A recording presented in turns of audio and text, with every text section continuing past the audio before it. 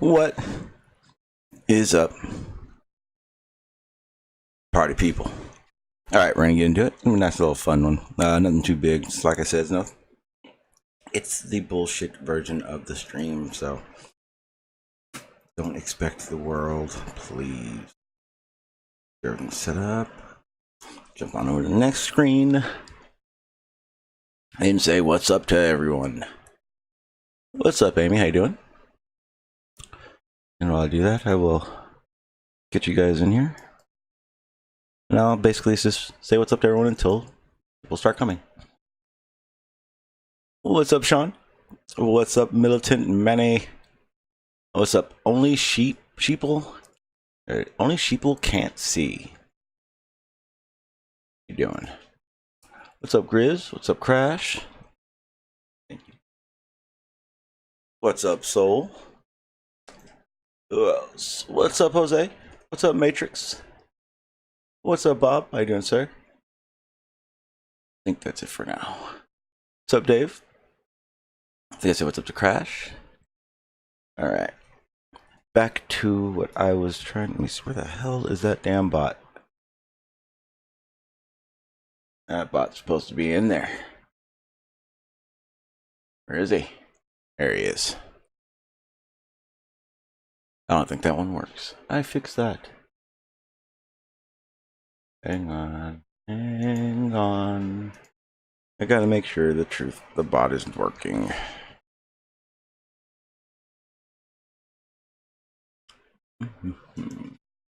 Oh, it is working perfect. Okay. So, like I was saying, in the title, I actually went and did an observation, and I had said I was going to go do it. So, to those who said I wouldn't.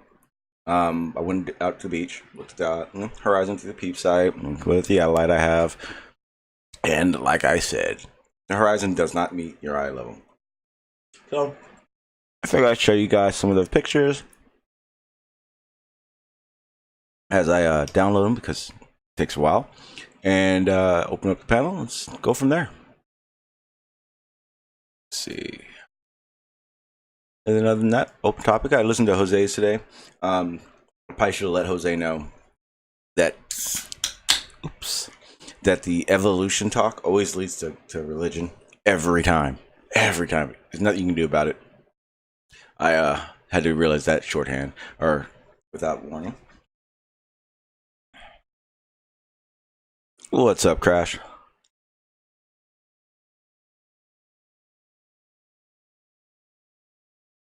Can you hear me? Or remember, he has the mic from hell. Okay, just checking. How you doing? Okay, yeah, you're probably working. No worries, no worries.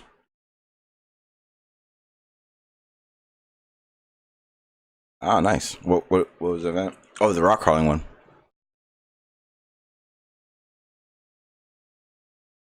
Nice. What's up, Hugh? How you doing, sir? Pretty good, pretty good. And Sean, how you doing, sir?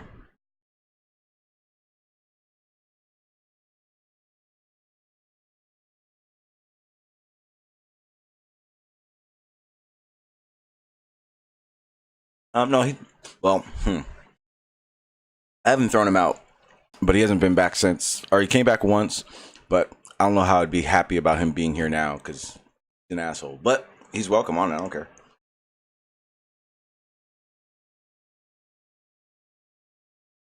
Yeah, no worries.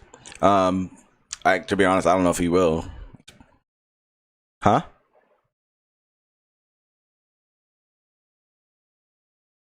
Oh, yeah, the show it, Aaron, huh? What was that? Was that like today or this morning?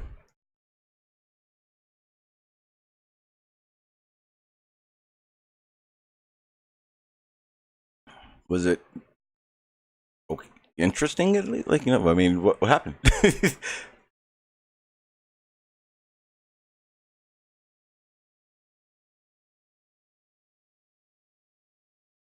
But doesn't he understand that they work?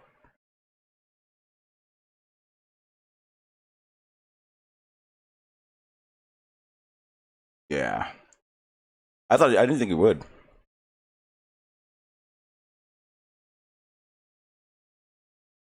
Yeah, I am kind of confused because I heard them openly say they didn't know anything about it. How can they say something's wrong or something doesn't work in a certain way?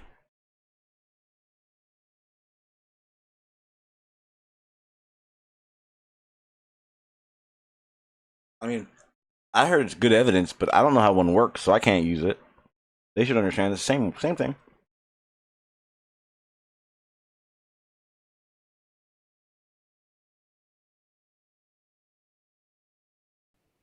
Sorry about that, guys. Everyone, they couldn't hear you for a sec, but now they can. We were talking about Travis and Aaron's dream they did. Crash said that Aaron was trolling him, and Travis didn't realize it. Hugh has an issue with his pendulum claims and opinions, and yeah, that's about it so far. Oh, and just getting back to something you said, Sean. Jose's subject was evolution versus creationism. It's already religious if you set it up that way. Yeah. Oh, yeah, big time. Well, so it started you don't. Yeah, but see, you're right. No matter what, it will always be because it is when you debate it. But if you have a discussion about evolution, it's more about what you having to ask what isn't correct about evolution versus what we know about evolution. It would be more of the real argument that we're trying to have. Well, another problem is you need to state your terms. You need to operationalize what you mean by evolution, because these guys think that cosmology is evolution as well, and abiogenesis and astrophysics. They lump all that shit, and they call it all evolution. That's not the case. Yeah, when I actually found out and learned that evolution and abiogenesis is so have nothing to do with each other, and even how science how science interprets and brings up the beginning is very clear. We have nothing to do with it. We have no clue. We're trying to figure things out, but we don't know. We have no clue. It's just not fully understood. They can't pinpoint it down. I mean, there has been some progress made with abiogenesis, but it's really nothing you could call a theory. Yeah, it just steps in the right direction mainly. They demonstrated that you can get RNA from non-organic material. That's the building blocks of life. So is that what Nathan was? Yeah, I can't remember the guy's name. Miller-Urey, that was it. The Miller-Urey experiment. They managed to get RNA to form from non-organic materials. That might have been what was typical. That's part of the problem. They don't know what the conditions would have been like exactly. Yeah, I mean, that's abiogenesis. That's the origins of life. Yeah. But see, what we were talking about this before about what brought life, and then we were talking about aliens and possibilities of it, and I realized we had to have started from space, in a evolution, or see, it's not even evolutionary, but it is evolutionary though, because if we were just if it was a rock and it ended up in a spot where it was able to sustain life, most likely the organisms that started off life on Earth came from space. Well, everything came from space. All the elements did, didn't they? Came from exploding suns. Now, the beginning of everything? Fuck that. Yeah, all the elements they shouldn't even try. Anyway, abiogenesis is not evolution. It's a separate subject. Evolution deals with the diversity of life. Okay, and is that? And I asked this question. I asked this last night. Would that be the beginning of every known thing, period, or just Earth? Yes. You said that yesterday. I didn't answer the question. Anyway, one of the problems with that talk is there wasn't really anybody in there that was particularly knowledgeable either way on the subject. You really need someone that really knows their stuff. Yeah. To discuss evolution. Yeah. Well, no, not for evolution, but the beginning of everything. Yes. Those are if you're going to the beginning of everything, like I said earlier today, it's a theory either way, because we haven't gotten to the point of where everything comes from. We can go to understand. We can go to the future of it, We can go to the future of it, but we can't we can't pinpoint the exact point. Are you talking about the origins of the universe now, Sean? Yeah. Well, that's Yeah, That's cosmology. what that's what I was asking though. Is abiogenesis talking about the beginning of the Earth or the known universe? No, abiogenesis Yes. is the origins of life, nothing else. Okay, Well, but how do we know that that's there kind of wasn't the life thing. before Earth? Yeah, that's kind of the thing, Huey. Though, is if the possibilities of life just on Earth is pretty slim. There has to be life in other places at that point. You know, because I mean, it's not like we're the only ones that rolled the dice and came up with snake eyes or something. Well, there's life somewhere else in the universe. But what I was asking was, I wasn't sure whether Sean G was talking about the origins of life, the origins of the Earth, the origins of the universe. These are all separate things. Yeah, see, that's what I don't understand where they're separating it at. I was asking because I don't know. I don't Well, know when we're talking about abiogenesis what we're talking about. Abiogenesis is the origins of life. That's it. It doesn't go back But- any farther than Okay, but then we're talking about Earth. Biological beginning. yeah, life on Earth. Yeah, okay, if you like, life on Earth. But then most likely life started from some organism that wasn't here on Earth. It was in space somewhere. God. Well, everything came from God. space. All the elements came from space. Yeah. Well, yeah, but that's what I'm confused about because there had to have been life before About Earth. the origins of the universe. Now you're talking about cosmology. That's an entirely different subject again. Okay. Now I'm trying It to. doesn't matter. God is the beginning and the end. What was before the beginning? The beginning of what? See, that was a dick question, but it's Everything. like it always ends up to it. The beginning before the beginning of the universe. Of every, but whatever the universe is in, the beginning of that as well. Well, this is what they don't know. They can't get past Oh, yeah. the planet. They don't know. Well, I know, but that's like where the question always ends up having to lead to, which is why it's kind of, it is make the discussion about cosmology and not evolution. Evolution deals only with the what do you call it? The variety of life on Earth. Okay. Yeah. Change of a little frequency is exactly what evolution is. But wouldn't it also? But wouldn't it theoretically mean outside of Earth too? Because that's where it started from. Right. Well, everything came from outside of Earth. I mean, all the elements on Earth came from space. So we shouldn't. Evolution should definitely not stop at Earth at that point either. Then we should go. Field of study. Scientifically, that's all they cover. Okay. Okay. No, that's exactly. I was trying to clarify it better because for my understanding, so I do appreciate that. Yeah, I get it now. We want to talk about the origin of the universe. Now it's cosmology. That's not different science altogether. Okay, it is. And if you want to talk about the origin of life, you're talking about abiogenesis. That's also got nothing to do with evolution.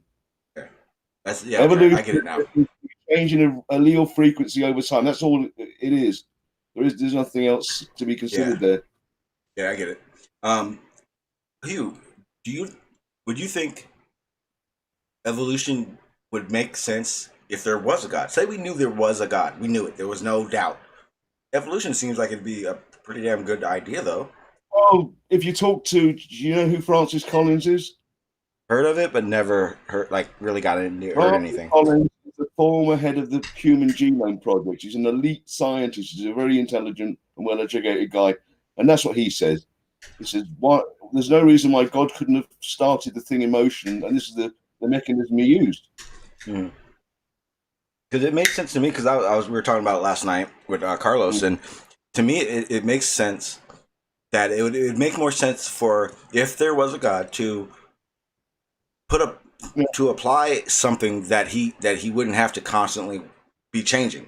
Because I've asked this question, it was like, well, I created my ex. We created my son, not God. But if God creates it all, then it's like he's having to constantly do it. Yeah. Evolution seems like the better route. Yeah, and according to Collins as well, the DNA alone demonstrates common ancestry. He said it's unrefutable. You don't need the fossil record or any of that crap. He said DNA alone demonstrates it's all there. I don't know. See, that's the thing. Well, for me, I don't know. And I'm not trying to convince it. I'm just trying to understand it. So Yeah, it's a very And- complex subject. I think one of the problems Jose was saying is there really wasn't anybody in there that was knowledgeable enough to talk with any authority on it. I Well, see, certainly that's the couldn't. thing. I don't think you need 100% to be an authority or need one. It's the discussion of it. We can have this discussion. Me, Carlos, Yeah, and that's true. and Sean, we had to talk. We would talk to everything we're talking about now. We talked about last night, and it doesn't get to an argument because there's respect. You can discuss it, but unless somebody's quite knowledgeable in the field, it's not going to be very constructive. Exactly. Oh yeah. I see what you're saying. That's correct. 100%. And that's what Carlos was saying too. He said he knows what he knows, but I was just listening to it, and there wasn't really anybody knowledgeable enough in there to comment. oh, absolutely. To add in the discussion. You can discuss it in a layman's terms, I think, but it's not really going to go anywhere. Yeah, I mean, that's the best part about it. If you're not expecting it to go anywhere, then it stays a discussion. And I think the discussion is good. I think it's a good thing to have discussions. Some people don't know a lot of things about either side, and they get to hear it. It's just when it becomes a you need to think like I do situation. That's when it becomes bad. Yeah, thanks to yesterday's conversation, I'm now looking into creationism because I don't know enough about it. And that's the thing. When you run into a subject, and there's a lot of subjects, you think you know a lot about it until you actually look into it, and you're like, "Fuck." Here we go. Time to go down the rabbit hole to figure it out. I like to always bring up laminin, Really? the protein of laminin. Go ahead. Someone just talked, but it was breaking up pretty bad. It was Bob, the science guy. Okay. Yeah, you're breaking up there, Carlos. No, my comment was really, do we need to go down that rabbit hole? No, we really don't. I mean, if is there if an anything, actual rabbit hole to is Well, it depends on who's is saying there an it. actual rabbit hole to go down? Depends. For Carlos, Well, absolutely what there is is. creationism? What is No, but seriously though, what is creationism? I don't. Creationism is, well, the basis of creationism is to try and deny the existence of evolution and demonstrate the existence of a supernatural power. But the bottom line is, when I was a child, my mom used to take this pasty crap and create cookies out of it. And I thought that was absolutely amazing because I had no idea how she did it. But as I grew older, I discovered that there was actually, she did something to that dough to make cookies. There was a process that she went through. So if you look at creationism, where somebody created the universe out of nothingness, we're at a stage that, well, okay, so how did they do that? What was the process that they used in order to do that? Even if they created it, even if a supernatural power created it out of nothing, they had to do something to actually actively create it. We're trying to figure that out. Right now, our best answer is evolution. No, that's not. How about, have you ever heard of Cymatics? Oh my gosh. No, I'm out. Wait, what is it? I want to know now. So you guys are I'm not not willing even- to see the other side of the coin? I'm not even going to address him. Well, okay. Well, Yeah, Earth is seriously Earth- flat. We don't Earth- want to talk about your bizarre view of Cymatics. Wait. What is Cymatics? I don't know what it is. Can somebody? Okay, may I explain it? Wait. Is there someone here? Is there someone here that can explain to me what it is without going into a monologue? You asked him, you got to listen to him. Fuck. Okay. Go ahead, well, Earth. Very simple. Cymatics is the equal reaction of a vibration to a material entity. For example, when you're playing a music or you're just playing any note, you're going to see something either less fragile than the vibration. For water can receive those vibrations. You could see the signature of that specific note on the water or salt. Was it Wait. worth What the? Was it worth it, Sean? No. What the hell does that have to do with what we're talking about? We're talking about, like, I'll tell you, electromagnetic listen waves to and this, shit. listen to this one, okay? They Here, I done got a experiments. serious question here. This is a serious answer because I need to establish myself first. All right. Now, what they've done in experiments, Ananda Bosman, this is the first guy that ever talked about this, that they realized that when they play a specific frequency, specifically 528 hertz, along with 512, 288, and 72 hertz, they are able to see that on a laboratory, they just see this in a Tetra dish, you see the still water vibrating at those frequencies. Within 24 hours, they see microscopic fractalized microproteins, fractals appearing into this Tetra dish under the microscope. So they're seeing something out of vibrations to a material appearing out of nothing, just out of vibrations. And this is You gotta link that. Can you please post that? Does that mean that Please it's post exciting? that. It's exciting molecules or something? It's exciting something That's not creating. in the water. In the water, the water is You basically said it's creating life. Yeah. You got a link to this Yeah. Earth that's seriously flat? Yes, I'm going into it. So this is what's going on. Okay, so No, my question for this evolution thing.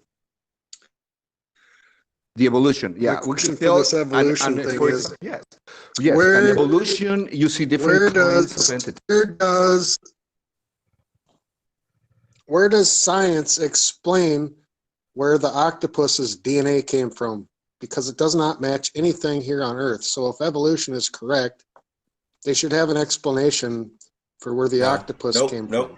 Wait, why do they have to? Yes. What makes you think It's they know the, everything? it's the only living creature on Earth that does not come close to matching any DNA of our DNA matches. There's something that matches with everything else on Earth: horses, cats, cows, dogs, chickens, everything except for octopuses. I've heard about that one. Now, how many? octopus Hang are on, gods. Earth. Hang on. So, how many animals have we found? Every animal there is, Maxwell. I think I don't believe so. I think there's I know what happened. Microbial life that they don't never, they're still discovering new life. when God was creating every the day. sea creatures, he sneezed, and it was just kind of a fluke. Yeah, see, that's why I wanted everyone who doesn't believe in evolution not to answer. No, but seriously though, if they haven't found every animal, and we also know that the oceans are probably there's less understanding of the ocean than a lot of shit, like a lot, And So- flat. Yeah, whatever. No. Anyway, Shane, so well, it's like if that's the case, hang on. If that's the case, find all the songs ever written. no. All right, when did I Sean. say that? Makes no sense. What's up, But Buck? yeah, Sean, you mind if I ask Sean, a quick listen to question? this. Yeah. Here's the question. All life supposedly spawned from the fucking ocean or primordial soup, and it's all recognized throughout everything in life. All animals and everything all come from the same spawn. It just evolved. We evolved into what we are. Everything else evolved into what it is. But everything, the DNA, all matches everything except for the octopus. So where did the Right, and I have an octopus come explanation from? for that, brother. Wait, I'll do tell you believe in about evolution? this. All right, This is like let me Earth. let me Do you ask believe in a quick evolution question first on of all? that. Yeah. Let Bob talk. That's evolution. I'm talking about evolution and how Do it you believe in started. evolution? Do you believe in it? Yes, I believe on adaptation. All Okay, right? then I that's why. believe, Hang on. and I Then know, wait, and then I know wait, adaptation. wait, but I'll tell you Hey, how it Earth, happens. Stop, Earth. The problem is that we question has been posed to people who believe in evolution. So how are you trying to answer it? Stop, Bob. Go ahead. All right. Now, if you categorize living things, it's kingdom, phylum, class, order, genus, species, variation, right? As I recall. So, if you look at an octopus, is it in a kingdom with another organism? Well, the answer is yes. Is it in a phyla, a genus, or a species with another organism? Yeah. Well, the answer is yes. So it's related to something. Now, as I recall, isn't an octopus a mollusk? Okay, well, therefore it is, how do you compare the DNA of an octopus to the DNA of an oyster or a squid? They don't have, and there's no There's commonality there. Where were their fossil records found? I don't care. Well, no, that's The question is, the thing no, is the you, question how was, could you? the question was, you said it's not related to anything else. All right. You've already admitted that it's a mollusk. It is related to all other mollusks. Their DNA has commonality. That's why they're all put in the same category, because they have some commonality. So, what other? So the ridiculous. octopus here. Let me get this straight. Let me get this straight, Bob. So the mollusk, the octopus, is the only one of a kind thinking creature. No, it's type not. mollusk. It's I'm reading it right now. Everything else is a fucking. It is related to every other mollusk. I'm reading this verbatim. Cuttlefish, snails, slugs, clams, oysters, and mollusks. They all are all in the same family, species. Yeah, they're all related. Can you read that again? Can you read that again, Sean? Yeah, I'll share the links. Well, I'm reading it. I'm reading it off of three. I was reading it off of three different. The quick links, the explanation of it. Yeah. Yeah, I'm gonna get it right here. But they're, if they're in the same, if they're all mollusks, they're all related to each other, and they have common DNA with slight variations, just like humans and chimpanzees have common DNA with slight variations. But we don't come from them. No, but we have a common ancestor. Yes. We are related. It's like we're cousins. Everything, look, if you were to look into, we're all related. If you were to look into the circadian rhythm, please, we're all eating at the same look. place. Thank you. No, we're not. We're not. Don't say that. Cymatics or Hey, Bob. Which one is it? Bob, did you get my email? Okay, now can I explain how life came about? That's why you have different kinds with Cymatics. That's the only explanation. I've been working all weekend and I haven't really had much of a chance to hit email, but let me hit it. I'm driving. Anyway, right you now, might know about this. So I managed to find a book. I managed to find an ebook by Sperry about the principles of the gyro. Oh, cool! It's really nice. This book was published in 1920. And here's the Glenn, I don't want to hear you talk about that. I want to see the paper that you claimed showed that protein was formed by sound. I don't want to hear anything more from you until I see that. Yeah, I'm telling you, Ananda Bosman, look it up. Ananda Bosman talks about this. I want you to We're not picking anything up. I don't want. Well, you don't let me let you see. If you're a truth seeker, if you know how to research, I'm giving you the the golden. I'm not researching your garbage. I'm not going to research your But you haven't even let me finish how the whole thing, because evolution doesn't. I know, but I don't listen. Stop, guys. Here's the thing. I just asked a question. I didn't really want to do the whole monologue aspect of it for a reason. You got I just wanted to know what it was. That's it. After that, I mean, it's kind of back to what I want to talk about. It's not even This isn't even the topic I want, and we're all getting way too deep into it. So. It'd be better if we just stop as we were. Well, do you guys agree with my assessment? Keep you in the dark, right? The ignorance and the globe zombie mentality. So, right? Yeah, that's not helping at all. With my assessment of it? I do. I agree. All right. Maxwell, I actually liked your question. So, I mean, it wasn't Maxwell. I liked your question. I have further keep questions. Going, but I mean, go so ahead. The mollusk thing, the snails, and what else are mollusks? Clams and cuttlefish, oysters, brittle. So you're saying all of those also have a more complex system than the human? Like the octopus a giraffe has a more complex system than humans. They have more going on. A squid's eye is far more complex than a human eye. Oh yeah, I mean, there's 1,000 things we don't understand. Like those things are crazy. Yeah, absolutely. That doesn't, you see, that's another problem that you run into with creationism, and that is that this straw I'm not talking about complexity of just body parts. I'm talking about intelligence-wise. All right. The Well, let me octopus is finish up. actually probably far more intelligent than any human on Earth. May I finish my sentence? I was in the middle of a sentence. All right.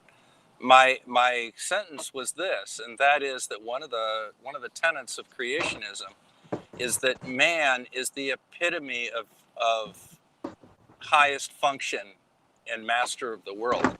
There are many organisms in this world that are actually better at many things than humans are. The squid and the octopus's eyes, for example, are a little bit more complex and better than ours. A cat's eye can see in low light far better than a human can. So can dogs. You know, I mean, we all have our strengths and weaknesses. Now, there are intelligent objects or intelligent creatures in the ocean that could possibly even give people a run for their money, but you don't see cities under the ocean built by dolphin architects. Our strengths, Bob, are creating global warming. What?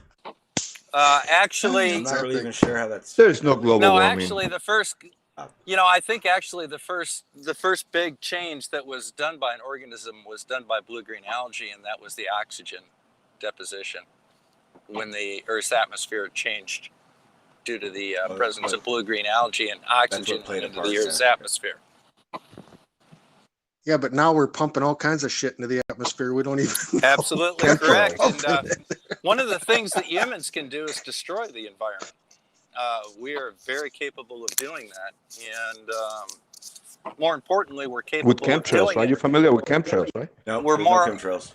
There's no such thing as a chemtrail, but Really? How come we see them from down here? We never see them from my satellite.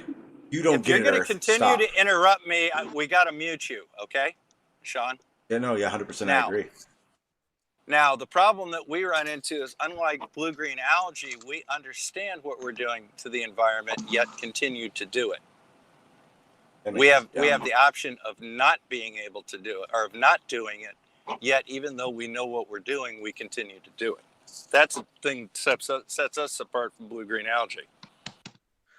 Well, is blue-green algae a product of its environment? Technically, yes. Right until we what makes you think? What makes you think that humanity is not a product of its environment? Because we have the ability to make choices. Blue-green algae doesn't really have the ability to make. Yeah, but blue-green algae doesn't really have the ability to.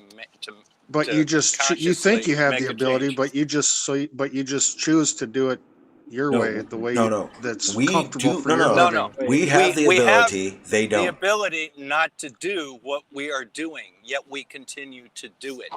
It means we're being destructive. Between us. We're being destructive, and we know it. We're maliciously destructive and understand what we're doing. Whereas an octopus isn't able to. Well, you can't say that for other animals like the octopus. You don't know that they know that we're destroying the planet. Are they? No. That's an entirely different topic. Yeah. You're missing the entire concept. I understand what you're saying. If an octopus made a deliberate choice to destroy its environment and end its existence as a species, knew it was doing it, yet continued to do it. Mormons. Therefore, that would be different. All right. Maxwell has a point there. But blue-green algae not Mormons, not Mormons, but the other ones that don't use technology to live. Who are those? Amish. Look at the Amish. Amish are fucking awesome. Leave the Amish alone. They make great. Well, I know, but they don't choose to They don't choose to destroy the planet. Yeah, they just choose to live their life the way they live it, but they're not doing something that destroys the planet. It's not all. It's not everything in every human, Maxwell. He's talking humankind, like us as humans, industry. That's what he's talking about, not every single person. You see, that's what they call an equivocation fallacy. What you're using is one definition of the word out of context when another definition is clearly the indicated definition. I'm clearly like talking. flat earthers do all the time. I'm Absolutely. talking about mankind in general, and some, and they're trying to bring up, well, the Amish aren't doing it. Well, I don't give a shit if the Amish are doing it. Mankind in general, which is what we're talking about, is doing it. Just like this video that the Matrix Media wanted me to see earlier on some other deal. You kept posting, here's the proof, and it had some part in this flat Earth video about the Earth rising and how can they take a picture of the Earth rising from a spot on the moon that's always facing the Earth. Well, after I read into it, it was a picture from the dang thing orbiting the moon, not on the moon. So I mean, it's just another flat Earth example of how they take shit out of context and misrepresent something. Well, the classic is we have been to the moon. Oh, you have personally been to the moon? Hang on. I've just realized something, Bob. So Maxwell, we're not a flat Earth channel thing anymore. So the topics don't need. You can say it. I don't care. But just realize that it's not based on a flat Earth that I'm asking these questions. Just saying. Well, I know. Yeah. I know. Another good example of equivocation and conflation would be what Nathan Thompson did earlier, when he came on to say that evolution had 6 different meanings, and then he applied cosmic evolution, which he equivocated with the Big Bang, with stellar evolution, which he equivalated with star formation, with planetary evolution, which he equivalated to planetary formation, with chemical evolution, which he equivalated with nucleosynthesis, and then micro and macro evolution, which he made entirely different terms, when in fact they're all of the same term. It's an ongoing game, and it started with Ken Tobin. It's a really bizarre thing to argue. Well, the thing about flat Earth is that it is an outgrowth and lifted directly. The more I'm looking into creationism, because I think that's where I'm moving the channel, the more I see that flat Earth is simply an outgrowth of creationism. The same arguments, second law of thermodynamics. Well, I don't think it's an outgrowth of creationism. I think they use I think they use creationism so that people can't argue with them about it, because then they can just point to the Bible. It is creationism. Well, no, the concept. The concept is exactly the same. Creationism. Yeah, the flat Earth is creationism. Let's say, Maxwell, a lot of the arguments that come out for the flat Earth are specifically taken out of a certain set of playbooks, and the most commonly run playbook by them right now is Quantum Eraser's playbook, and he cut his teeth in young Earth creationism. If you think he's awful and hard to deal with, just in terms of the nonsense he can pull out of nowhere, God help you if he's got the ability to go into like Answers in Genesis and Creation Research Institute and their quote-unquote scientific articles to have information to pull from, because he can literally pull from an actual library of nonsense literature to do what he does all the time now with flat Earth. It's ridiculous.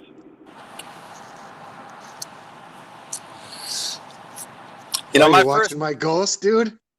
My first exposure. Oh no, that's an octopus. My first exposure to creationism when I went to college in 1980. One of my roommates was a creationist. And I realized very early on the entire argument is based on we're special, there has to be a God, and if we can disprove evolution, therefore that proves creationism. And, it's been a crock of shit the entire time. I mean, I listened to him for about a week. Well, why does there have to be a bias? Why does there have to be a bias between the two? Why can't they just get along? Creationism, and especially intelligent design, is nothing but religious propaganda. That's all it is. They're promoting religion. They're not doing science. Yeah, the way that I destroy them is to say, okay, evolution didn't occur.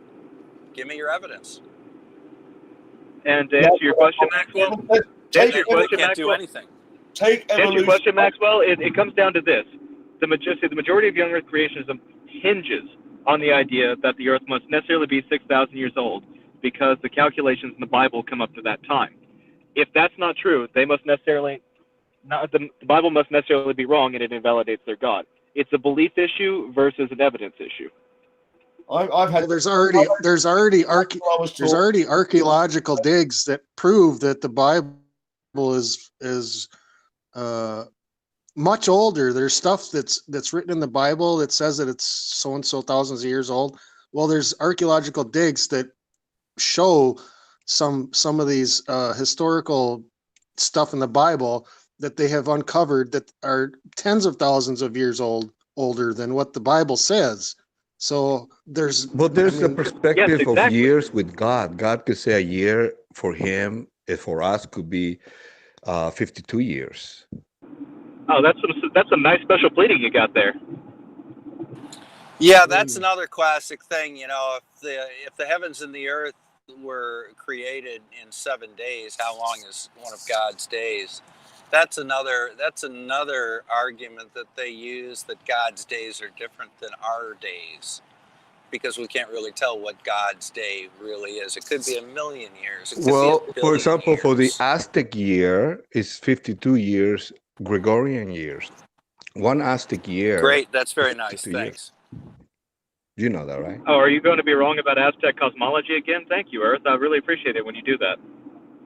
No, I'm just giving you. Yes, thank you for chiming in. Thank you for chiming in with your wisdom. Okay, we'll move on. No problem, but you have to actually understand and respect other perspectives. You don't just see one side of the coin. There's always two sides of the coin. You want to stick to the evolution, where they have been indoctrinating you, that's fine.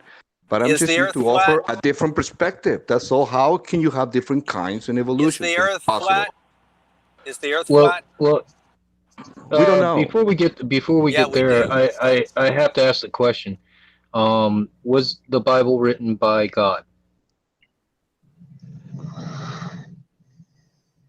Probably was inspired by the people that are connected to God. Okay, So so it it's was hearsay, written by is what you're men. saying. It was written by men, which It was they used it their was like a years. possessed. Have you ever been possessed? No. No. Okay. Well, No, when you none of us have. inspire, well, you don't know if you're possessed right now. Yeah, I do. But so you admit that the Bible was written by men. I admit that the Bible was inspired by something. It's too No, much of a who coincidence. physically wrote the But Bible? look, brother, listen. Who? It Who was physically wrote the Bible? at the Was it a same time in man or different was parts it a of the world and supernatural in object? different chronological times. It And they looks were like, all men, right? and it looks like these people reincarnated it to write the same fucking thing. That's incredible. That's a big coincidence because they talk about Krishna, Buddha. Wait. Can you repeat that entire thing? Wait, can you Yes. repeat that entire No, thing? It sounded like you said please the Bible don't. was reincarnated. Is What did you say? No, the that men that wrote the octopus? Bible The were Bible reincarnated. was written by people that have been reincarnated many times. There's different epochs, different eras where people have come in and gone. This is a spiritual bottle. So this is like time traveling stuff that you see the same thing You are my happening and favorite happening Poe. and happening. I swear to God, you are my favorite Poe. Yeah, you're I'm gonna really derail great on this. That This is- octopus is gonna grab that box and use it as a door, isn't it?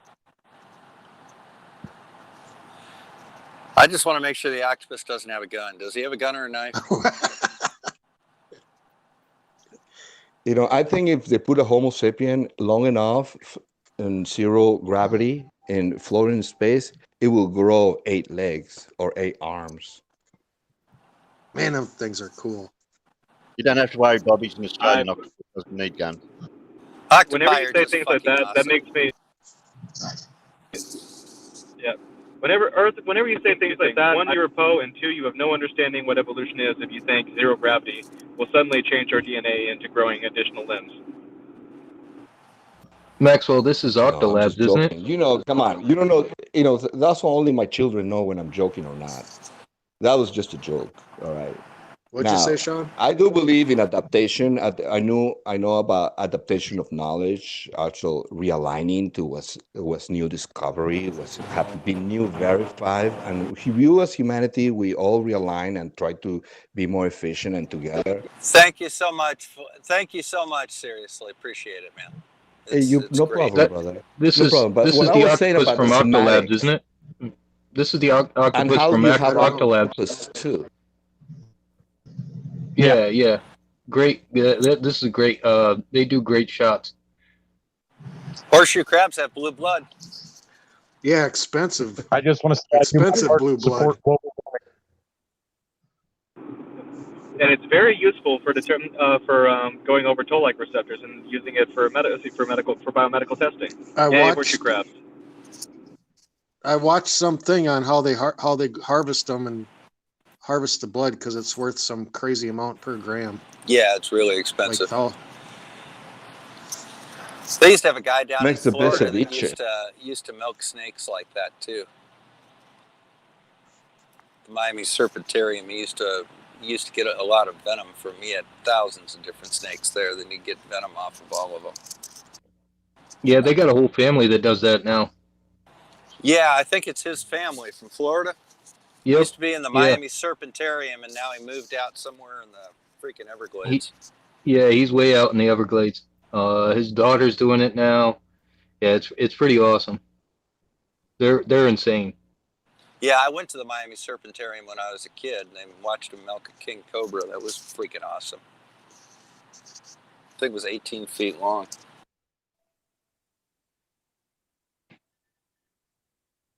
the hell did they give that octopus? A flashlight? They've been going out there and hunt. They've been going out there and hunting pythons. Yeah. Now. Yeah. You know, octopus. I'm good. Some other crazy redneck. Oh, he's gonna build a door. He's building a door. Yep, an octopus is venomous. So are daddy long legs. Specifically, the blue ring. Some of them are, at least. Yeah, there's one that is actually makes a list of the top 10 most venomous creatures in the world. The blue ring. We don't have an antidote blue for it ring yet. octopus. It's about 1 inch in diameter down in Australia. Kind of goes along with us, my theory that everything will kill you in Australia. Yeah, we don't need guns.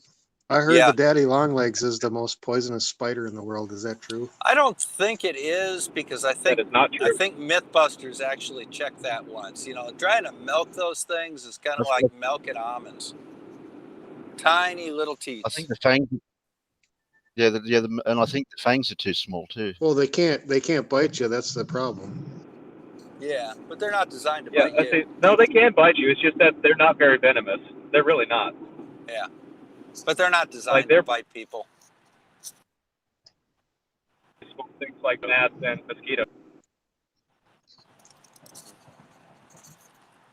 Fucks them. You got to up, watch though. out for the drop bears. That's the worst. Well, no, I discovered the way you avoid the drop bears. Yeah, I figured out how you avoid the drop bears. You got to talk in an Australian accent, especially American tourists. They like American tourists and shrimp on Barbie and stuff like that.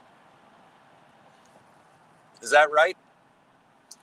Sean, and then wants you to post the link again. Yeah, a drop bear is just a. Sorry, Bob. I missed that. A drop bear is just carnivorous koala, isn't it? Yeah, it's a kind of koala. Yeah. Yeah, it's carnivorous though. Well, I don't know. I don't know if we're having any survivors to tell what you wouldn't they know did. anyhow, because you have an Australian accent. It's the Americans that they get lots of times. You got it, unless you can get a good Australian accent going, they'll seek us out. I haven't got an Australian accent.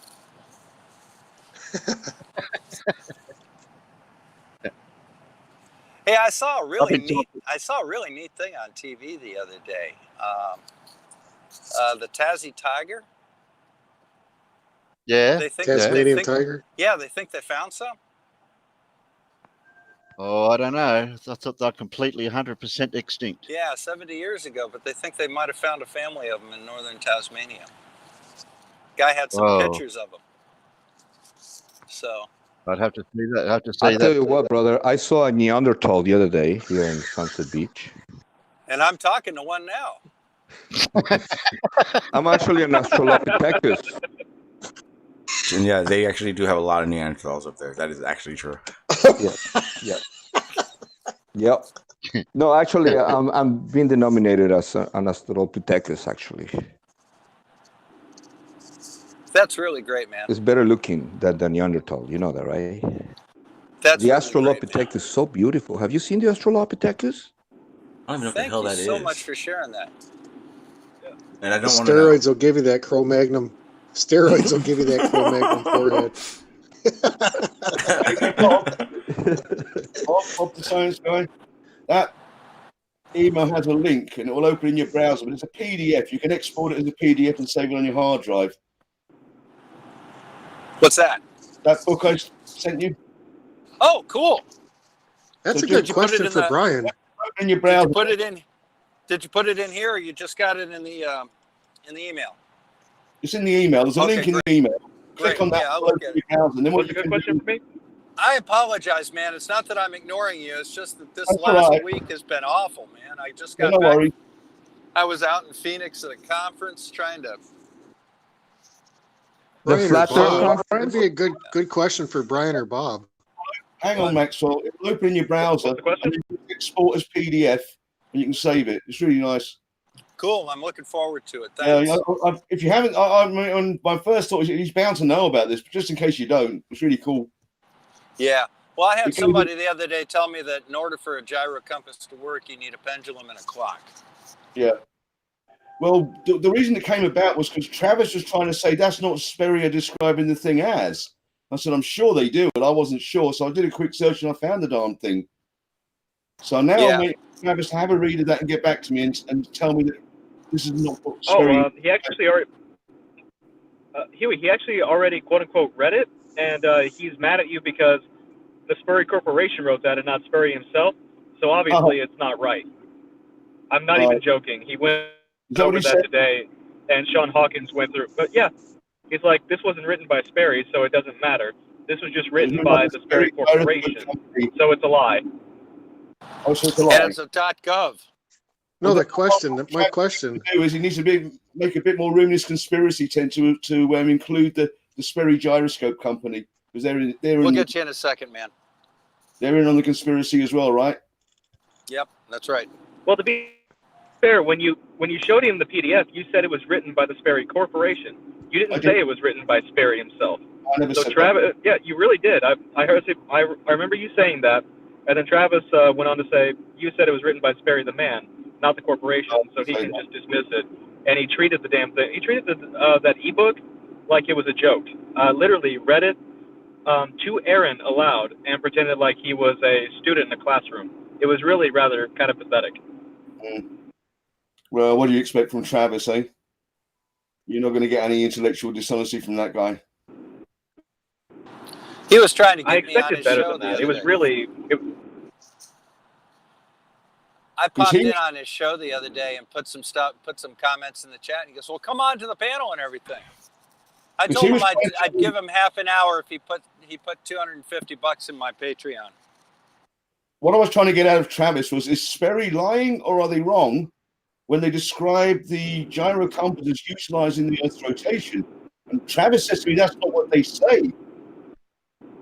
I'm saying, well, I'm pretty sure they do, but well, to be fair, Travis said that Travis's words were, "It doesn't tell me how it works. It only tells me why they think it works. Therefore, he can ignore that because it doesn't give him exactly what he wants." It explains absolutely how it works. It's very detailed. It's a 78-page ebook. It goes into detail about all of it. No, look, we put a gyro on a pages merry-go-round, and the gyro didn't tell us how fast the merry-go-round was going. Brian was speaking. Test it. Put a gyro on a merry-go-round and see if the gyro can tell you how fast. I'm having a conversation with Huey. Yeah, thanks, sir. So but Huey, you're he only wrong got about about the 3 or 4 gyro. pages into the thing, and then all right. So Travis only went 2, 3, 4 pages into the thing, and then went on to explaining how he thought Walter Lewin's demonstrations of a gyro and torque and precession must necessarily be wrong. So he didn't even bother to read the damn thing. So Travis is right, even though he doesn't understand it, and the Sperry Gyroscope company is wrong, or they're lying. Which is it? Oh, but please, for the love of God, don't tell Travis he doesn't understand something, because he'll assume that you're insulting his intelligence instead of his understanding. So what is he saying here? Is he saying Sperry is wrong, or it's a lie? Why not both? Let's ask him. Both. I mean, if they're wrong, you're not. It's no intent. You have to prove intent for it to be a lie. That's right. So they might not know it's wrong. then that wouldn't be a No, they lie. could be wrong and then intentionally telling you something wrong.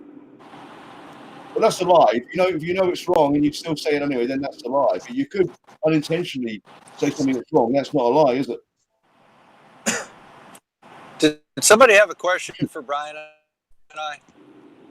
Yeah, I yeah, did. that was It was Maxwell. kind of so like people that utilize steroids for weightlifting and stuff. Well, how come they develop that Cro-Magnon forehead? Is there some study on de-evolution there? It's not de-evolution. It's bone thickening. It's bone thickening. Yeah. The thing about it is when you up your growth hormone and you've got sealed epiphyseal plates, you're still going to trigger your osteoblasts to go crazy. And one of the areas that still has large production value is going to be in the bony prominences of the head, in the hips. Up in the hips, there's extra bone that can grow there. You'll get thickening on the rib cage. There's a few other places that still have relatively high plastic production at that point. You can get thickened. You can get spondylosis of the spine of the exit of the spinal column. Thickening in the areas in which the spinal cord exits the spine. You can get spondylitis that way. There's a lot of things you can get.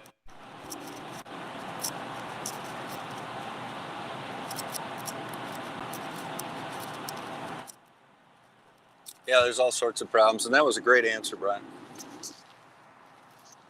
Nicely done. So now, how do you determine the speed of a merry-go-round with a gyro? Why would you determine the speed of a merry-go-round with a gyro?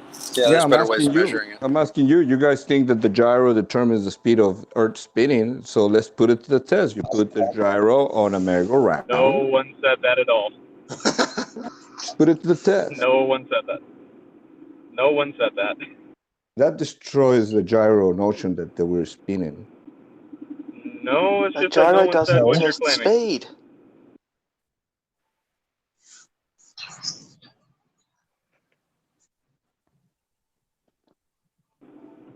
It'd be like me coming to you in the seriously class and asking. It'd be like me coming to you and asking people why it's important to make sure that the haircuts happen underwater. No one's gonna fucking say anything about that. It's a nonsense question. What? Wait, explain what you just said. I want to hear the logic, what you just said. It's the same logic you use. No, I'm asking a genuine question to do an experiment to see if a gyro is determining the speed of if whatever is on it. Why not put it to the test, put it on a merry-go-round and test it? And you're making fun of it. You sound like a, I don't know. We're not. Are you getting paid to defend that we're low? not using a gyroscope to measure speed. We're not using a gyroscope Thank you to so measure much speed. for your input, seriously. Or to movement. Let's say movement. Thank you very much for your input. Okay, now can you elaborate? The thing is, I cannot put that merry-go-round in three-dimensional space away from the rotation of the Earth. I just can't do that. So once again, can you ask a question that makes sense? So wouldn't you be surprised? Wouldn't you be Or can you just surprised to shut see up? the results? To see two things Why would rotating? I be surprised of the results for something that is doomed to fail because you have failed to account for a much larger body that is rotating the Oh, really? And also, you have, at the same time, when you say that the gyros work, you're not putting into consideration that it's also orbiting besides rotating. And you're not giving me those two speeds, are you? Thank you for your input, man. Appreciate it. It's a very different situation. I don't have time to explain orbital mechanics to you, and you're obviously not smart enough to understand it. So I'm just going to leave it for your input. Go look up the link and do your own research and seek your truth. Okay? Earth, I'm what do you think? That's actually I'm looking for this research paper from that Amanda would be a good Baltzman. test. There's not a single research paper on this Amanda Baltzman 432 hertz you're talking about. There's a whole bunch of articles. Actually, I agree with Earth. I think that would be a great test because I think I know what would happen if you did it correctly. The gyro would just continually point to the center of the freaking merry-go-round if you set it up right. Okay. I would be willing to invest in something like that. Then you if you go put right the, ahead and do it, the man. gyro on a vertical axis, Okay. if you put the gyro on a vertical axis on the edge of the merry-go-round and spin the merry-go-round, the gyro's going to turn and stay centered with the center of the merry-go-round. Well, Okay. actually, if you put as it it on a spins. horizontal axis, if you put it on a horizontal axis, In a it would horizontal axis. probably, and If the locked it on a gyro's horizontal axis is horizontal on probably a spin. vertical axis, so it can rotate, it's gonna stay pointing centered with the freaking merry-go-round. Why centered? Because that's the way the angular momentum is working. If you spin the merry-go-round, it's gonna stay Really? on its horizontal axis, Really? vertically pointed at the center. Yes. You're right. Okay, so You if I are have right. if I have It's the same concept as how a gyro compass works. if I put a gyroscope on a horizontal plane, be able to rotate about a vertical axis, and I pointed that gyroscope tangentially to the You're merry-go-round. explaining it wrong. If you How have so? a bicycle tire, okay, say you're riding your bicycle down the road. You take the bicycle tire off, it's spinning, right? It's on a horizontal axis, correct? Bob? Yes, it's on a horizontal axis. Okay, so now you take that And bicycle it would be tire on a that's vertical spinning. axis if it was then allowed to rotate around. While it was spinning on the Correct. horizontal axis, if you had it on a vertical axis, it could rotate all the way around, spinning on its horizontal axis, which is exactly what I said. Now, if you have that gyroscope spinning on a horizontal axis, but the entire apparatus able to rotate on a vertical axis. So you've got two gimbals here. You got one that's locked on the horizontal axis, and the other gimbal allows it to spin in a vertical axis. Now, if you put that tangentially to the edge of a large wooden disc like a merry-go-round, and you rotated the merry-go-round so that that axis was no longer pointing tangentially, but actually towards the center and through the merry-go-round, it would point that way because it's the exact same direction as the tangential way. You just move the object or the gyro on the merry-go-round 90 degrees. If you move it another 90 degrees, it'll be tangential again, and another 90 degrees, and the back end of the axis of rotation will be pointing at the center of the merry-go-round, right? That's what I believe, yeah. Okay, so it wouldn't be constantly pointing at the center of the merry-go-round as it went around. It would continuously point in the same direction, and the merry-go-round would rotate underneath it.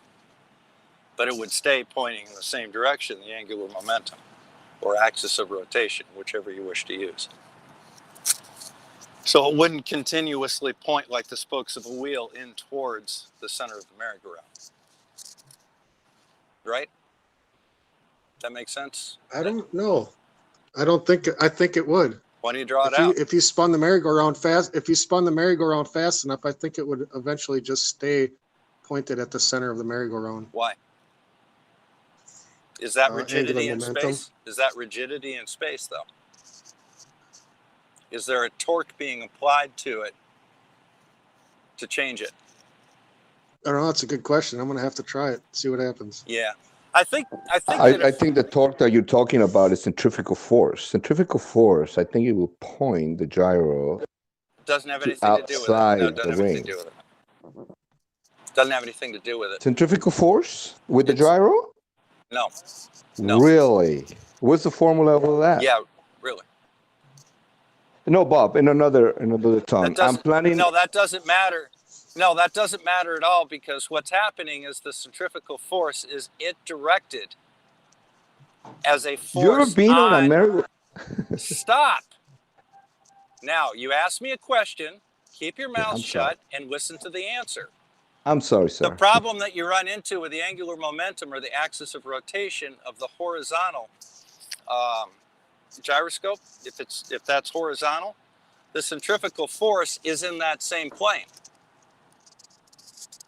So it's not going to change anything. It's not going to act.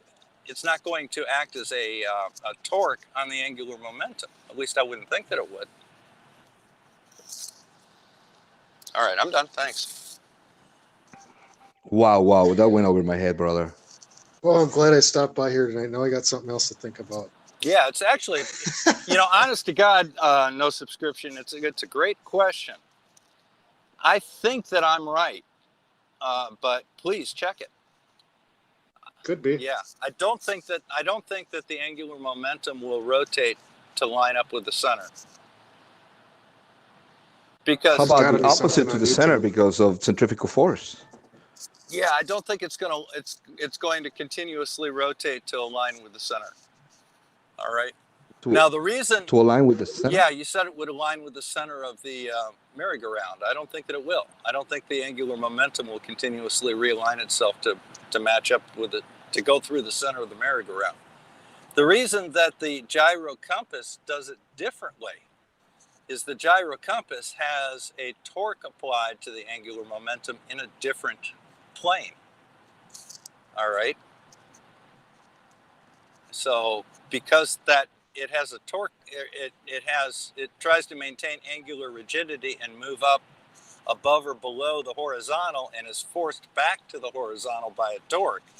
That applies a torque to it, which in turn by the right-hand rule applies a force to the angular momentum and causes it to precess. You're not going to see that if it's in the same plane. So there's this, did you see that video of that guy that puts that gyroscope in a jar, a clear glass cookie jar, and he's hanging it from a ceiling, and he's trying to balance the cookie jar and the gyroscope so it's perfectly level, so it doesn't oscillate between the 2 points of true north. He's trying to find true north with just a gyroscope. Have you seen that video? And the more is he trying to make it into a gyro compass? No, he's just trying to find true north, and he gets by spinning, by like we were just talking about. He's spinning a gyroscope with the horizontal axis on a vertical axis, so the whole unit can rotate on a vertical axis. And when he spins this thing up, it's not perfectly balanced. Like if you were to put it on a bubble balancer, you know how a bubble center would be perfectly balanced. Well, it's not perfectly balanced. So he goes through and tries to perfectly balance it, and each time he does, the oscillation distance gets smaller. So when he first starts it up, it'll like want to move counterclockwise, and then it moves so far counterclockwise, and then it moves back clockwise to the same point, and it'll just sit there and keep oscillating between those 2 points. And then he balances the system a little bit, and it gets a little, instead of a 4-foot oscillation, he gets it down to 2 feet. Then he balances a little bit more, and he gets it down to 1 foot.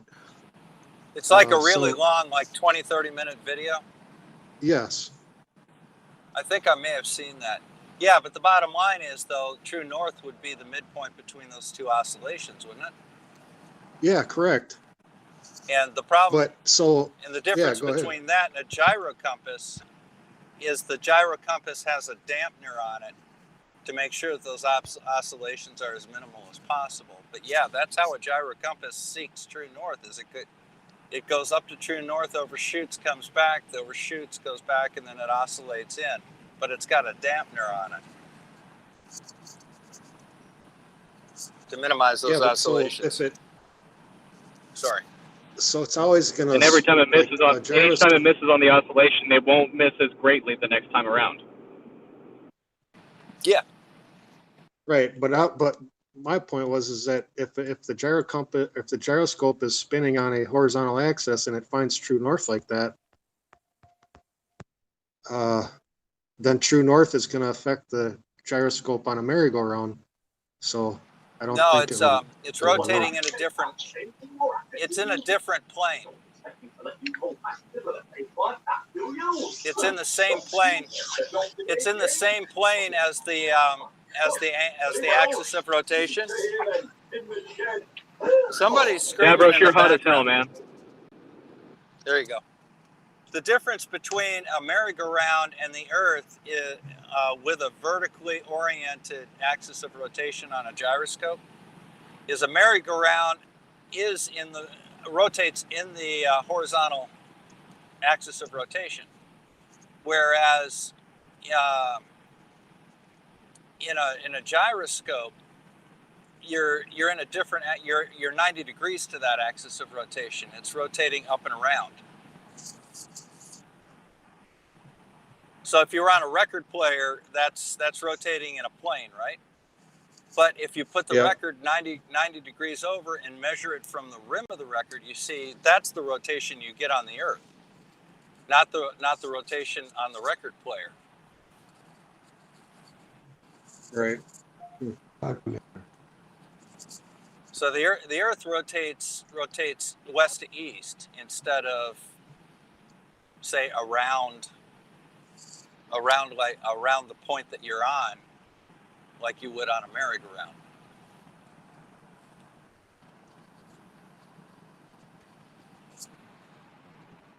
Yeah, now I'm gonna have to do some looking and see if anybody's tried this. Get you a donut. Get you a donut and look at, get like a donut of styrofoam or a disc of styrofoam, and then rotate it like a record player. That's the motion of the merry-go-round. And then move it 90 degrees to that and rotate it like a wheel. And that's the motion of the Earth. But keep the axis of the gyroscope the same for both. You'll see the difference in the rotation. So what happens to a gyroscope at the North Pole or South Pole, or is it affected? Yeah. What'll happen anywhere on Earth, because of the direction of rotation of the Earth, it will seek true north. The only possibility for it not to seek true north is if it starts spinning up and it's pointed exactly due south. So, for example, if you take a pencil and you dangle it below, below your fingers and let it swing back and forth like a pendulum, it'll eventually settle straight up and down, right? The only other way that you can get it stable is if you flip it all the way around and balance it on your fingertip. But you see how difficult that would be to do, because any deviation, even a very tiny one from that, will cause it to swing around underneath again. Hey, Bob, I have a question about swinging. I'm trying to replicate the experiment at the Tamarack I'm not mine. interested in dealing with your Have you heard of the Tamarack copper mine that they did an experiment with the plumb bob? That the plumb was... I have no interest in answering your questions, sir. No, I'm asking you. Are you interested in verifying your spinning ball? We're trying to find paper from Amanda Boston. That's not a paper. I don't need to verify it. Are you a swinger? Hey, where's the actual paper from Amanda Boston? Because right now it's just a bunch of blog posts. Where's the paper? Oh, the Ananda Bosman? Oh, that's going to be your homework, brother. Ananda Bosman is well known to talk about that. Are you a swinger, Earth? We're not interested in doing homework for you. There's no paper, though. Yeah, there is. Post it then.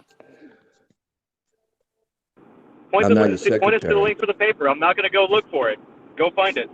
I'm sorry, brother, but that's going to be your homework. Real homework. We don't have homework. Knowledge that nobody can take away from you. No, it's your claim. You got to provide. It's your claim. You get to provide proof for it. That's going to be your birthday present to appreciate it. It's your claim. You get to provide evidence for it. I don't care if you your believe claim. it You or not. provide the evidence. I don't care who believes, but the people that have ears to hear, it's your claim. You should they provide will evidence. be endowed with beautiful knowledge. Your claim. Provide evidence. Your claim is dismissed seriously unless you produce the evidence in the citation. No, right now I'm proposing an experiment in Michigan. Okay, you go do it.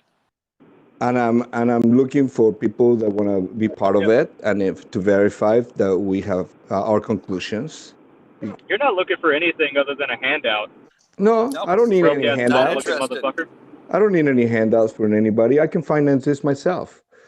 Well, I'll tell you what. This is an experiment. I'll tell you what the experiment entails. You fly into Houghton Hancock to the mine. You go to Houghton Hancock, Michigan. There's an airport right there. You can get a flight from Detroit. It's a connecting flight from Detroit. You fly in there. You go out to the mine. You run a plumb bob down it and tell us what you find. Would you like a picture of the mine? That's what I need your help. I'm not helping you. What you're saying right now is helping me. No, I told you where the mine was.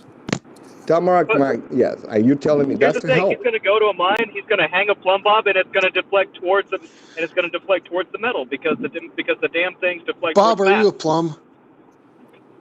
That was the point of the Schehalian experiment.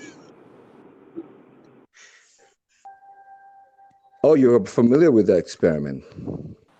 Yeah, there's Yes. somebody here that actually took part in it. I know somebody who actually took part in it. I know where the mine is, and I know somebody took part in it. So, you want to go do it, go do it. Are you talking about what year was this one about? They've done several to try to debunk the original findings. That experiment of the plumb bob does not show that the plumbs are facing to the center of the earth. You know that, right? No, it shows that they're deflecting towards a very large mass of iron.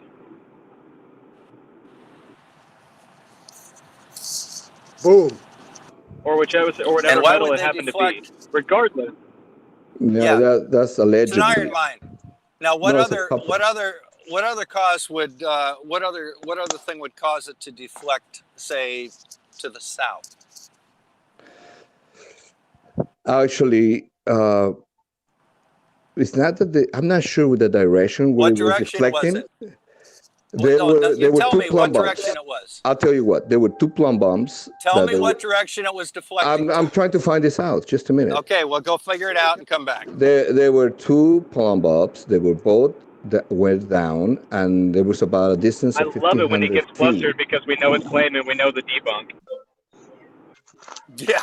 All right, and those two plumb bombs, they were supposed to have a shorter distance between each other at the bottom, but it proved that they had 8 inches difference when they were at the bottom.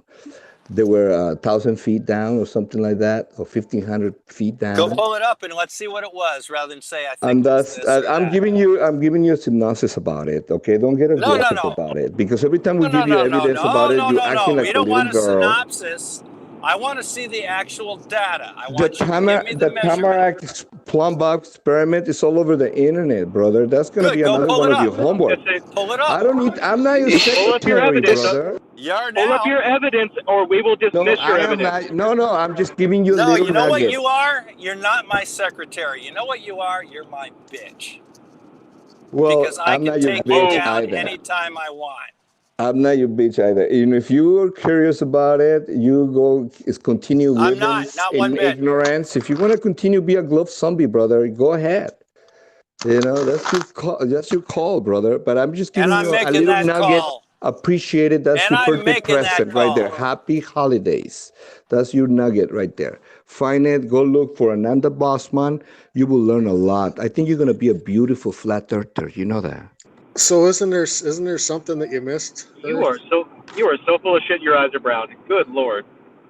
I mean, isn't there something in the Tamarack experiment that you forgot to read or forgot to mention? Well, they were trying to debunk it. That's why I want to do it myself. Well, it's already been debunked. Yeah, I told you where to go, man. I heard the debunking. I heard the debunking. What's wrong if I want to go do verify myself? It's like, for example, go right ahead. How would you go verify the distance from here to Polaris?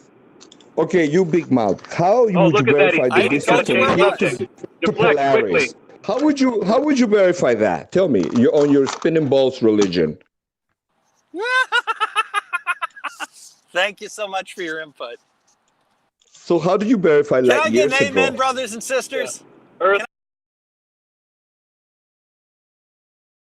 right, so I stepped away from the computer, so I wasn't exactly privy for this whole fun aspect of things, but I'm going to go ahead and start a new hangout, and what we'll do is we'll make a conscious effort to be respectful. Otherwise, I just won't have a fucking hangout.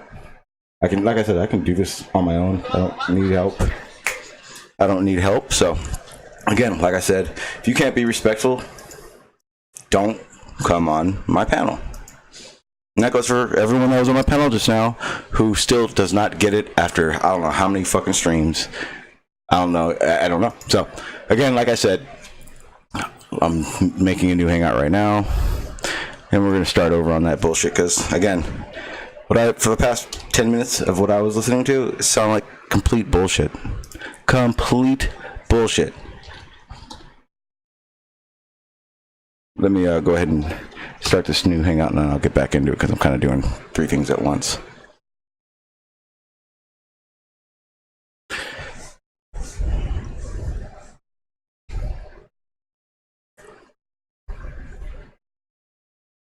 So basically, what it's going to start coming down to is I'm only going to have panels that if I walk away from my computer, I don't have to listen to that kind of bullshit happen again. And then I said it a little while ago. I think Earth Seriously Flat fucked himself when it comes down to the respect level, because he kind of comes across as a troll. And then when he starts actually asking good questions, no one takes him seriously, so no one wants to fucking hear it. But again, I don't care. I've dealt with Earth Seriously Flat many times. It's not impossible to deflect his trolling without just being a complete asshole. So we're going to try this again. Again, if you're an asshole in the panel we were just on, don't come on my fucking panel. And you know exactly who I'm talking about. You know exactly if you're going to do it again. So if you come on this panel and I accept you onto it, don't do it again. Let's try it again. Again, I don't have to have people on my fucking panel. I'll remove the link and I'll rant. Because again, the topic I wanted to talk about, we didn't talk about at all. Why? Because they're kind of dealing with this bullshit. So, and it's getting, and the topic got sidetracked. And I don't got time for that shit. What's up, Unpaid? How you doing, sir? Still muted. Yep, just the usual, hanging out, being awesome. Awesome. I like your style. You're a little bit more calm and collective when it comes to doing the attack mode on a troll. So I don't mind you being here, but I'm going to go ahead and repeat it to anyone who does come on. Keep it respectful so we can carry on. But you don't get like that anyway. You just give what they give. So I appreciate that part of it. So how you doing, sir? Pretty darn good. Staying mostly out of trouble. That's always good. What I wanted to show, because actually what the whole stream was about, was supposed to be about was, I went out, remember a while ago I was saying I wanted to do some observations with, like, take my peep sight out there and looking at the horizon. I wanted to use my theodolite app I have on my phone, just to show, like, it's not always like this entity giving these observations. It's actually somebody that's here in the community. And I know some flat earthers that are going to will see it and not think, oh, he's a glober, so he's full of shit. They'll look into it. So I figured I'd do it. I'm trying to find all the pictures right now. Okay. Take your peep sight out and have yourself a peep show. Not like that, but yeah, kind of.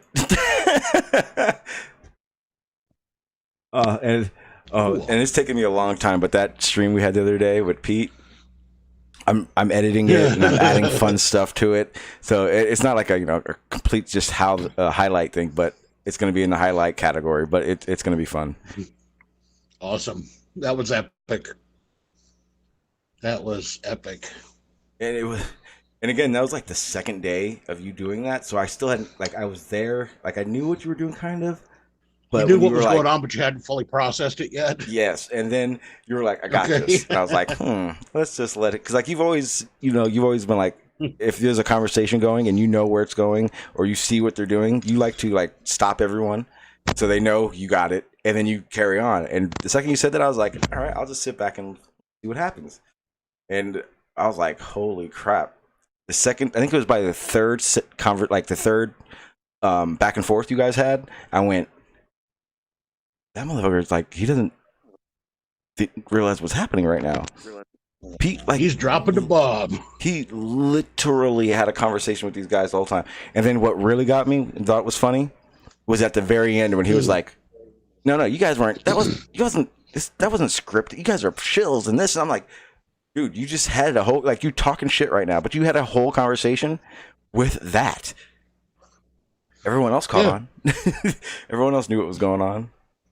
We were all typing back and forth in the chats and everything, and still kept going. Oh, yeah, the YouTube audience was in on it, too. I mean, they were They were typing as well. You started a It was genre. beautiful. I mean, it was this perfect storm of shit show, laughter, engagement. It was just, it was a beautiful thing, man. I'm glad I was there. I think that is like, if you could do it every time to test, I think that would be like the best "Are they full of shit?" test ever. Because wow, like a Turing test for bullshit. that was insane. Like I couldn't. I was like, what is happening right now? That's why I wanted everyone to stop and just enjoy it. And the random person would interject stupidly, and I'd just be like, "Oh, shut up! Just let him go. Fuck." I'm trying to get. I don't know why it's not loading. There it goes. I knew it was gonna work when Blue joined in. Yeah, because he's got that kind of a voice you hear from a narrator of a science documentary. Or I shouldn't say documentary. It's like you know, when you were in school and you'd see those films in shop class explaining how to use the bandsaw. Yes. Exactly. Blue has got the kind of voice that would narrate that. Yep. Yeah, it's what it is he has the authoritative voice. He sounds like someone of authority. Like he has that voice. Yeah, like the guy that was narrating the Turbo Encabulator video. Exactly. All right, so this is going to be like the first. Yeah, so when Blue joined in, I knew it was going to hit. Exactly. I like to say this right away. What I did when I was doing this the Theodolite thing, or the Theodolite app on my phone, I thought I knew how to use it right off the bat, but it took me, I'm gonna say, like 45 minutes to realize it, set it up correctly, and then start these observations. Like the sun was above any, like you wouldn't have seen the sun when I started trying to set it up and had gotten there, and by now it's like almost sunset. So a lot of respect to people who do go out and do their own observations. It's not as easy as seen. But yeah, I just wanted to show these as evidence that, I'm sorry guys, the horizon does not rise to eye level. It just doesn't do it. One of the things that I also noticed right off the bat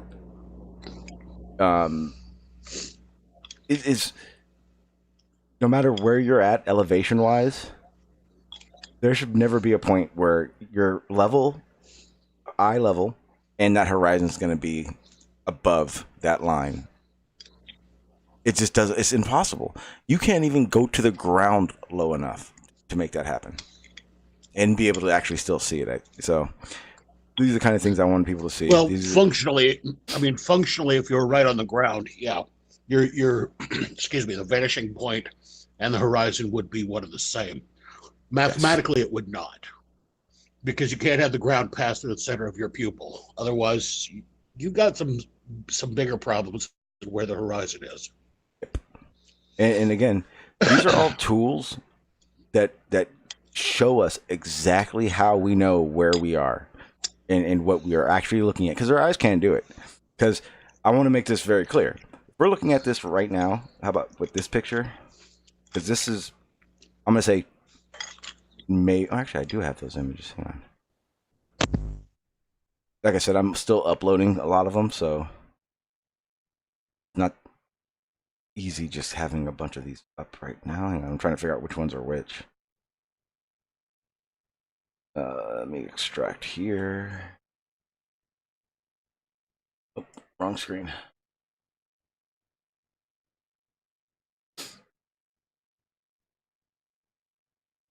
Yeah, see, like I'm still uploading a lot, so there's still a lot more images. I'm probably gonna do an upload with it because it'll make more sense, and it won't have an hour, 2 hours of stream in front of it of banter. Right. Yeah, these are gonna be the hard ones. So another thing that I didn't realize was gonna be so damn hard was the getting shut up, getting a shot of the horizon through my peep sight. Now that was very difficult to do. Matter of fact, I'm still searching through all my photos of a good one, because this is what I mainly have right here. These right or.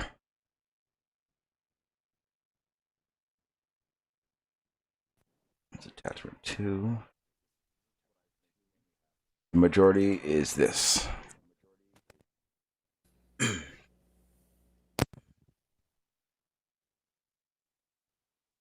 And again, these are like maybe half of what I gotten, just crap. Not easy. But it does give a good idea of what you see when you look into a peep site, though. I did notice that. I do like that aspect of it.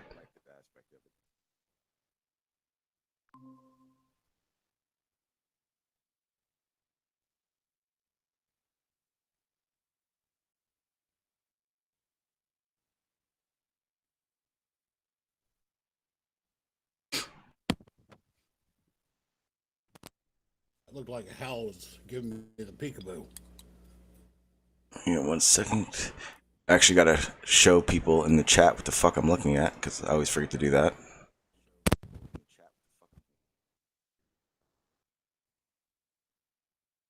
There we go. Now they can see.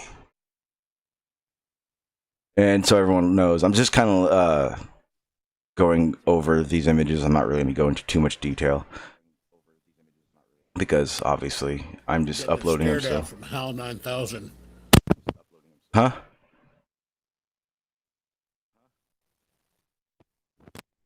Looks like you're getting the stare down from HAL 9000.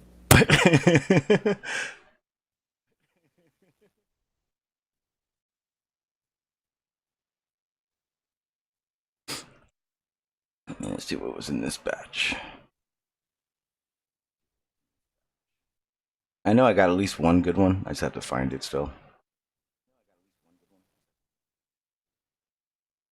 The worst part was it's just that the telescope, like the phone holder stand that I have that goes to it, or you would use to get your phone to show what a telescope sees. I couldn't find it. So literally, I'm like holding the phone up to my peep sight.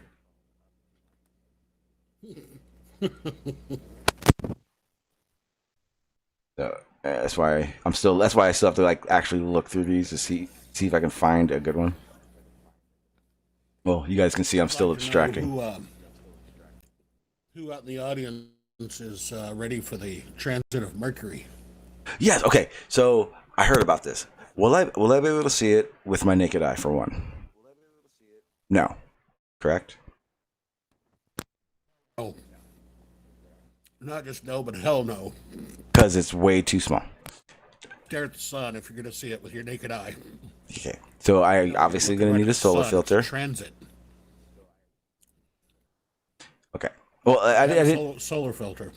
Well, I didn't know if it was like a lunar transit or not. Well, I just know, all I know is tomorrow. Lunar transit, only you're doing with the sun instead of the moon. Yeah, well, with the lunar transit, you don't need a filter, a solar filter. You just need something that will zoom up and far enough, in enough. Yeah, well, you're also not going to get Mercury transiting the moon. Why? Oh well, yeah, that is damn true. Wow, brain fart. That was bad, huh? That is pretty bad. I just realized it. My bad, people. That was pretty stupid. We'll put it this way: if we did have opportunities to see Mercury transiting the moon, we'd be playing the "When is it going to hit us" game. And goddamn, would that be a sight? Yeah, shit. Orbits would be a whole different story. Having the ground, going right through the center of your pupil. Same comment. You're going to have bigger things to worry about if you see that. I gotta go to another location to see if I can find these photos. I have photos to show or in little video clips, but they're still uploading. I can't even show them right now. Didn't realize it takes so long. That's the other thing. The amount of time it takes to do the editing and uploading of everything you shot. Not fun, not easy.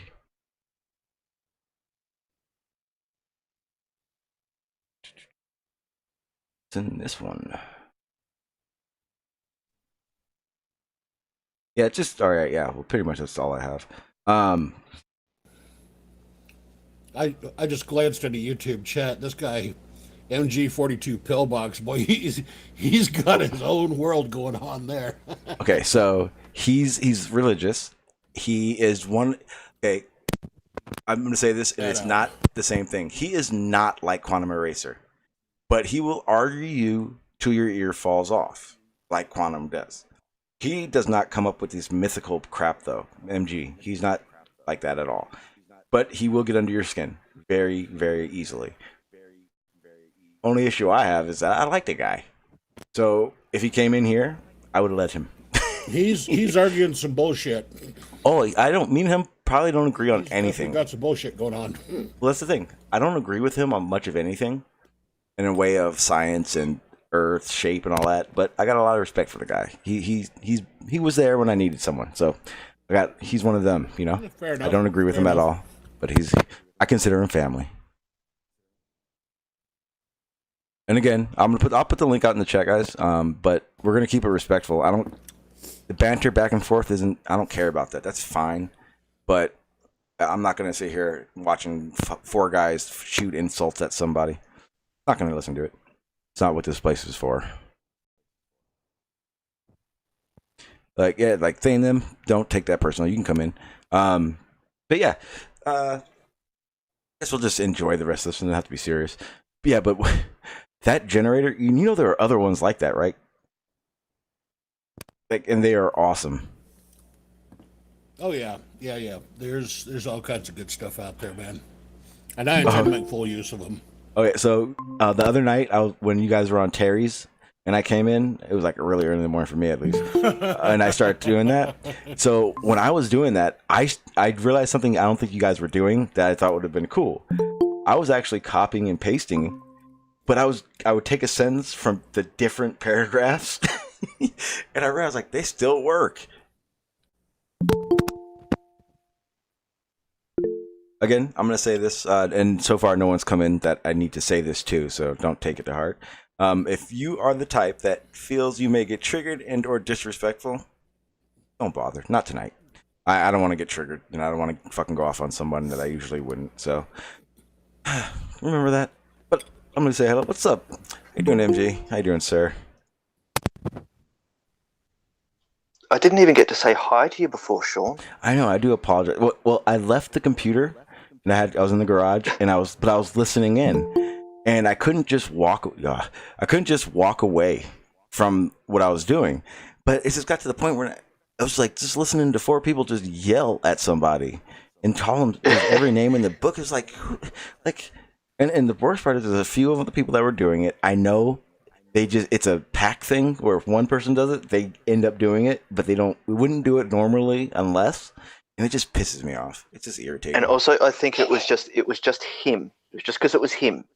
Yeah, exactly. Yeah. I didn't hear what happened.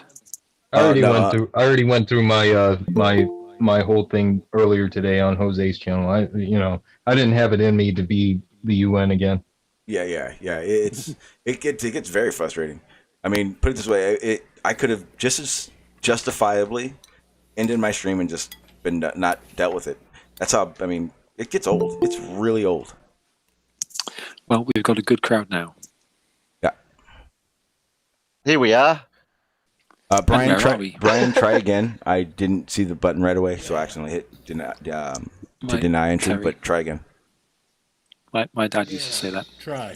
Oh, what, circular reasoning? Yeah. No, he used to we say hear that a lot. My dad used to say, "Here we are, and where are we?" And for the record, Channel X is one of the people I was talking about, but he is controllable. Like if I say something, he knows it. And that's why I wanted Brian to come back, because Brian was part of that pack mentality, but when I say something to Brian, he usually does fix it. So Brian, please try to relax, my friend. Thanks, man. Oh, I'm controllable. Don't worry, I'm good now. I'm sorry about last time. Yeah, no I worries. actually thought you denied me entrance because I was too hot last time. Oh no! I actually, like, well, you were. I was like, definitely that's fair. I understand that. Yeah, you were definitely too hot, but I wanted you to come back because you are like, if it starts, I know it just kind of switches on. But I know when I say something to you, especially like someone like yourself, you do realize it, correct it, and stop it. So I don't have a problem with it, but with you, but yeah, it got to stop. And I just wasn't at the computer when it was going on to stop it, so I felt it'd be better to just start over. Well, I'm not going to apologize for it. Dude, check out this video Sean G, what of this, play, man? My brother of this cube. Check out this video of this cube with the gyroscope in it. It's freaking amazing. A what? The dancing It's cube with the gyroscope in it. Oh, is it what I call the dancing cube? Yeah. Oh, it sounds fascinating. I think we'll see. Why isn't this fucking working? Sounds like irony. Sounds like we're going round in circles to me. Like a bird up in the sky. I'm trying to figure out why none of my shit's working. Oh, that's why. I'm not even on that. As the world stands still. As the world turns. I'm sitting here trying to make shit work, and it's not even the right function. The days of our lives. Okay, so what were you saying, shout Michael? out to Dave Rakia. Yeah, man, you got to give Dave Rakia some credit there, Sean. Holding it down, being by himself. Usually, all your troll friends attacking him left and right. Yeah. Man, that guy has a thick skin there. Huh? Oh yeah, I like Dave because every once in a while he'll also try. He'll be doing that in the chat, and then every once in a while, like I'll say something in the stream, and he'll stop that conversation and then tag me and have a conversation about things. So he pays attention and control and is able to handle everyone else that attacks him. So yes, mad respect out to you, Dave. He's an intellectual John Holmes, and he does it every stream. He's here every stream too. Yeah, Dave I is like amazing. having the conversations with him. Dave's amazing. His armor of unbelief is undentable. Like you gotta love that in a man. And he doesn't come at anyone with complete mythical crap. He's actually trying to have a conversation and get his point out. So again, yeah, matters. But he knows some truth. He does know some truth, though. He's not stupid. Oh yeah. He's not here trolling. That's the thing. He's not trolling at all. He's actually engaging. So I do like Dave. Dave's cool. But how you doing? Talking to you, MG. Dave is like an intellectual John Holmes. Yeah, bro. How you doing tonight, Sean G? Yeah, I'm doing pretty good. Yeah, man, you're getting pretty good at this now. You certainly have a foundation underneath you. I remember, 2 years ago you had like 5 people watching you. Now you surpassed a lot of these people. Yeah, it's amazing. 6 people watching. Asshole. 7 now. And I'm gonna tell you right now. And I actually literally get like the shakes if I don't go live. I'm like, oh, we're gonna go live now. It's like I'm so used to it now. His parents have to hang up. Yeah, Aussies don't count because Australia doesn't exist. But we have Aussies that come out here though. Hey, listen, I remember the other night, Gyroscopes was having his thing going on, and that's a snooze fest. Talk about falling asleep. So people just started coming over to your channel. And I was like, "Yep, this is where I would hang out." Yeah, gosh, I cannot believe people watch Glowbusters and Gyroscopes. Man, that shit is so boring. Yeah, it's bad. I don't even know if they talk about topics. They just talk. It's weird. Yeah, how long does it take to figure out what they're talking about? You click on Gyroscopes, you listen, he's got some guest on there. 10 minutes goes by and it's like, what the hell is going on? Can you make a point? What am I listening to here? It is so pathetic. And it's like, you got 400 people watching, there's 300 people in the chat. It's moving like there's 30 people for some reason, and nobody knows anything about what's going on. Nobody has a freaking clue. It is just ridiculous. Yeah, I hate it. I can't do it. That's like... I think the one and only time I watched him, he had 2 guests on there, and they were just talking about money through Patreon, and they were like basically passing money back and forth through Patreon, and I'm like, okay, well, this is great.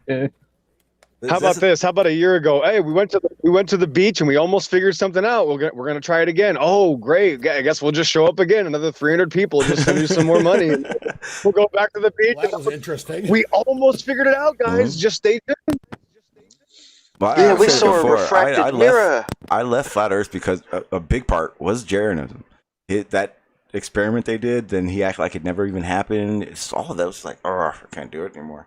But oh my gosh, I don't blame you. Could you imagine thinking that that's how Flat Earth is? That boring? I'd rather die. I'd rather jump headfirst off a tower, into a thumbtack. Give me a break. Oh, it's awesome. Yeah, it's there's just certain ones you just got to stay away from. And he's definitely someone you got to look out for. Globebusters, I think, is even worse. It's like going into Oakley's. The moment I hear fundy or reification, I'm out. Wait a minute. No. Wait, I don't agree with Oakley in a lot of things, but there is a different you got to give him the credit that he does give people a chance to come on. There is emotion, there is action, there are fist fights, there's muting, there's a yelling and screaming. I can deal with that. Give me the rat locker room, bullshit. Yeah. Because Jeranism. Listen to Jeranism. Come on. Yeah, Jeranism doesn't do panels, is what it, like at all. Like I don't think I've ever seen him. I don't even know if I've seen him on a panel. And that's the thing, is that why do flat earthers pay attention to so many people that don't even allow them on to have their opinion? See, that I don't really respect. That it's a difference when you actually allow people to come on and talk. There's a different respect level. But these guys, they're so snobby. They think they're so freaking good. They're high and mighty. Really, they're just bitches, is what it comes down to. Yeah, I definitely. Oh, but they call us out. They call us out, but don't allow us to come in and talk. Oh, they call me out too, and I'm a Christian. Do you realize how many times Jeranism has attacked Christians? And I go, okay, I'm right here. Do you want to talk about it? Crickets. That's what I thought. Crickets. You will never get them to answer because they just want yes men, yes sayers and ass kissers on their channel. That's all they're ever had. Yeah. I thought Jeranism was re-embracing the Christian community shortly after he told everyone that Jesus Christ can suck his dick. Damn, really? No. I'm sure he because he probably lost half of his, subscribers and then or half of his, slaves, and then wanted those people to come back so he could tell them, hey, we almost figured it out. Come back next week. Yeah. I kid you not. You can look that up, Sean. He literally said that on a live stream with hundreds of people watching, that Jesus Christ could go down on him for all he cared. It was ridiculous. Wow. Wow. Yeah, he wouldn't say that to our faces, He wouldn't say that in reality. He's just another troll on the internet. He's got a lot of people that follow him. He's popular. He's basically like the Logan Paul of Flat Earth. Logan Paul is the Logan Paul of Flat Earth. Yeah, I was gonna say he kind of crowned himself that unanimously. Can't. Well, Logan Paul was Flat Earth. Super Tiger Den. I mean, that's the thing. Just look at Robbie Davidson. That was really smart. Thanks for calling yourself a Christian, inviting this Muppet on to make fun of everybody. Boy, that was beautiful. Yeah, it was like you guys don't. They apparently don't watch YouTube. This they would have figured it out. Dallas is going to be. I don't think globe or flat anyone's ever accused Robbie of being an intelligent man. Well, put it this way, Wait, Rob, you're not talking about Rob Skiba, huh? No. But you said the name Rob. No, Robbie Davidson. Isn't he part of that same shit, though? Yeah, Robbie Rob Davidson. Skiba? Isn't Rob Skiba with them, too? No, in fact, if you notice, guys, there's about 150 different sects of flat Earth, just like there's thousands of different opinions within any group that believes something. There's a lot of, I would say that there's more, upheaval and disagreement in flat Earth, especially through the Christian side. You'll see that there's literally pockets of people that don't want to associate with the other sects. Yeah, because who wants to? If you're a Trinitarian, who wants to associate with the Unitarian or the Jehovah's Witnesses, which are basically non-Unitarians? Yeah, there is seriously some issues there. Yeah, the whole world is deceived. That's for sure. I mean, most Christians don't call themselves Christians anyway, and then when they do, they don't act like it. So it's a great deception for a reason. The whole world is deceived. And let's not even throw vegetarians into the mix, because then things really get wild. Yeah, just wait. And breatharians. Oh, 7-day Adventists, you mean? Find out. No, vegans. I do want to have I'm telling you, I'm going to keep saying this. I want to debate a vegan. are not just a vegan because that's the choice. I'm talking to these people that are running around saying that veganism is the way, that anything else is unhealthy and the detriment of society type shit. I want them. Bring them. Yeah, I want to know what supplements they take and find out which one actually has animal proteins in it. And then I want them to also show me.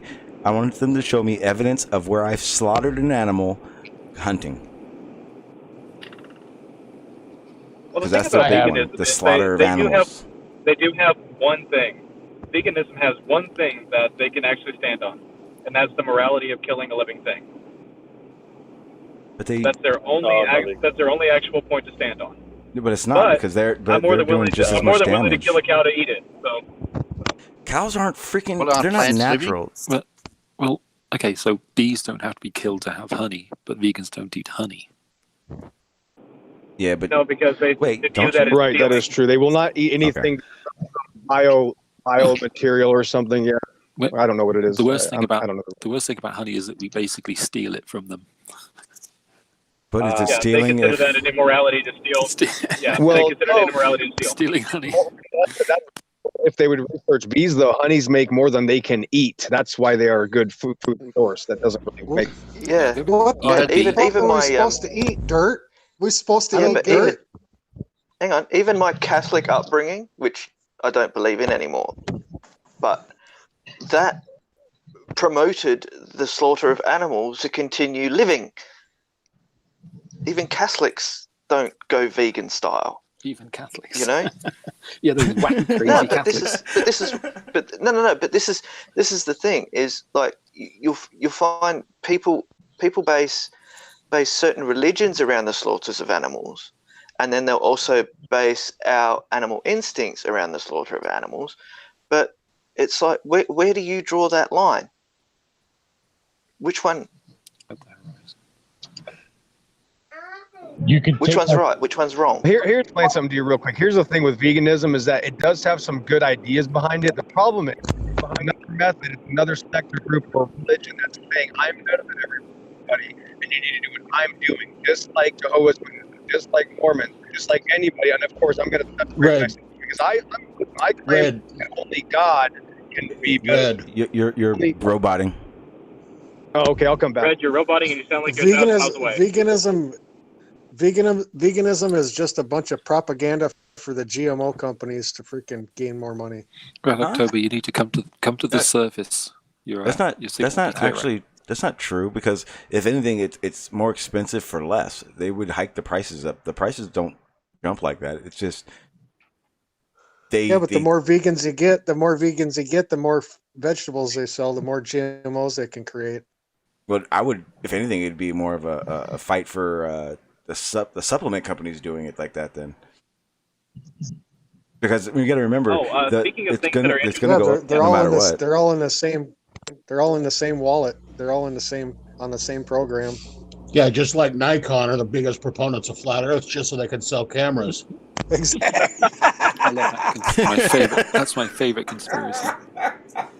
Sean, actually, interesting question. Are you aware of the non-GMO project? Or the one that's trying to make it more transparent, right?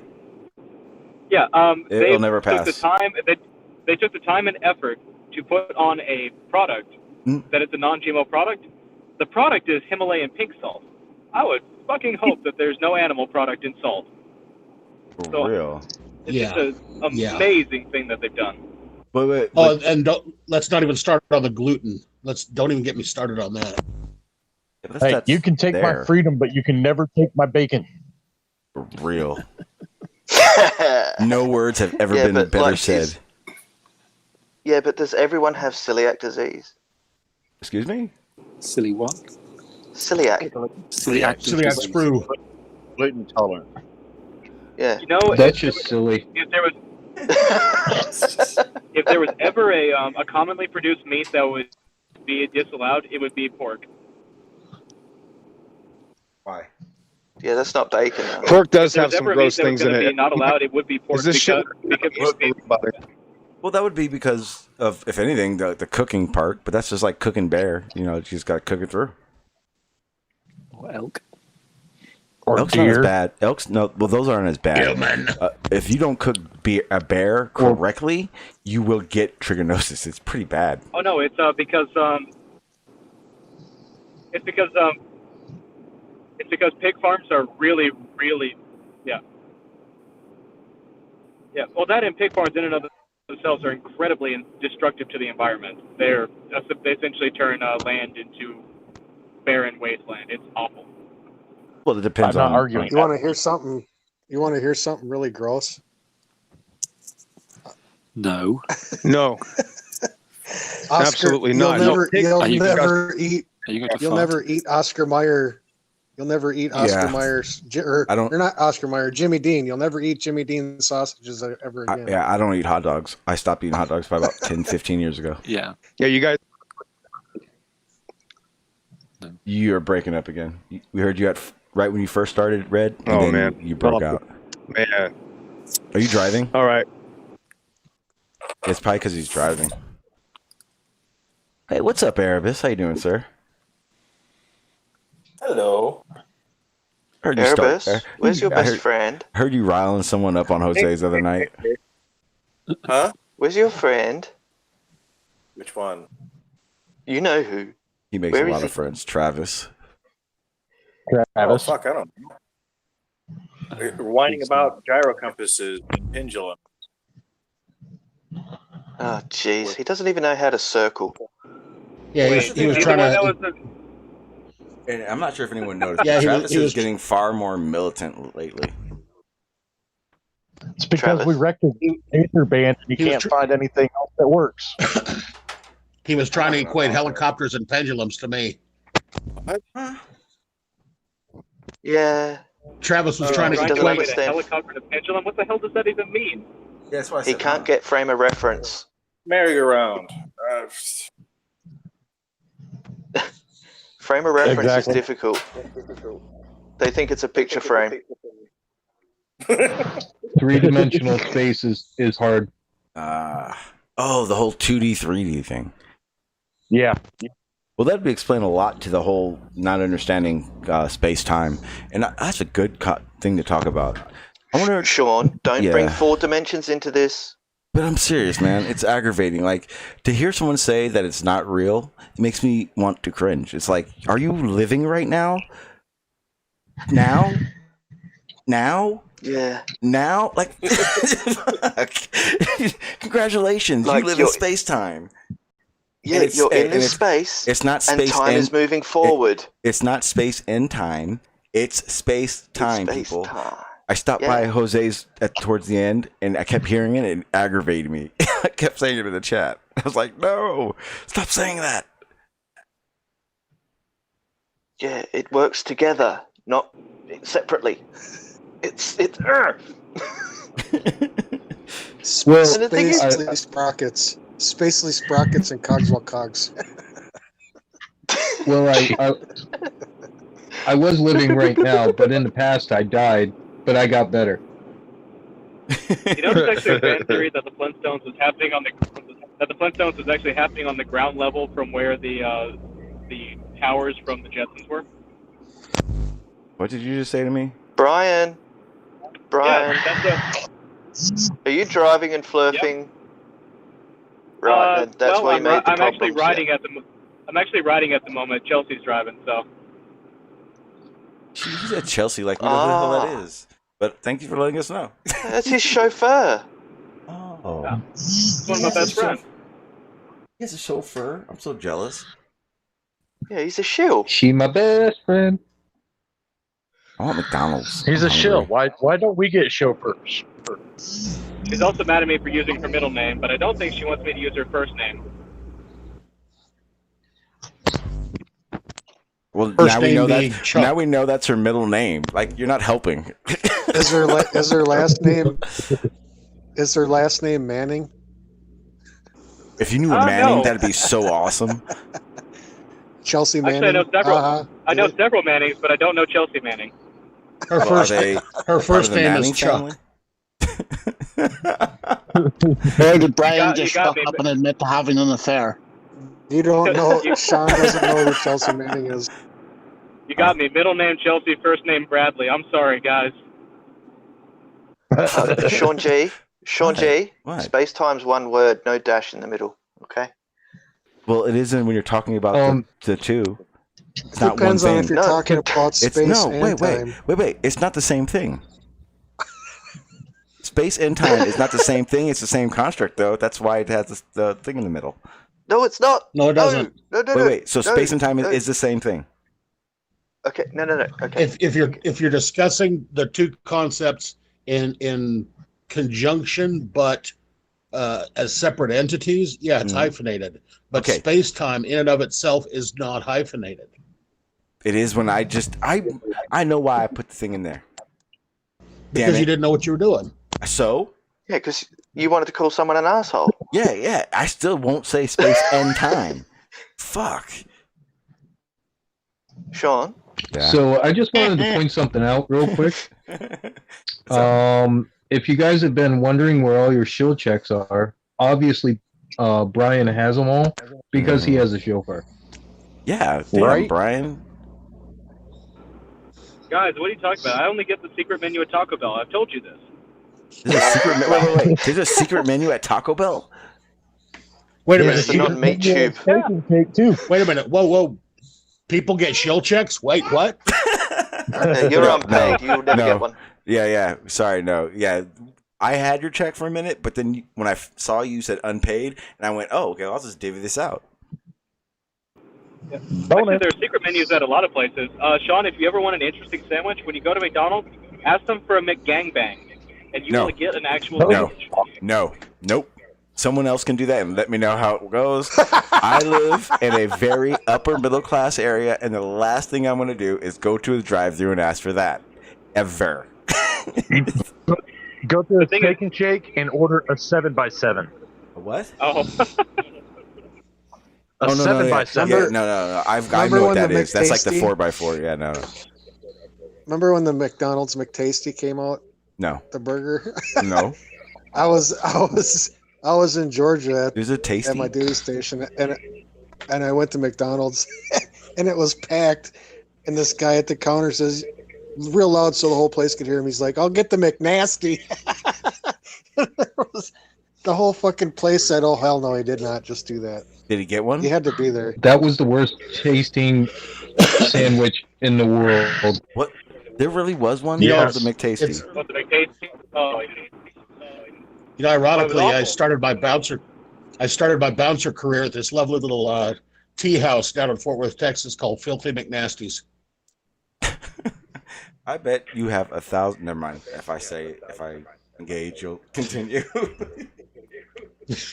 I'm learning. Probably. My first bouncing job was at a club called Hog Haven. My first bouncing wasn't the Hog's Breath? Like it also played. Never mind. Where are you going? Hog Haven Strip Club.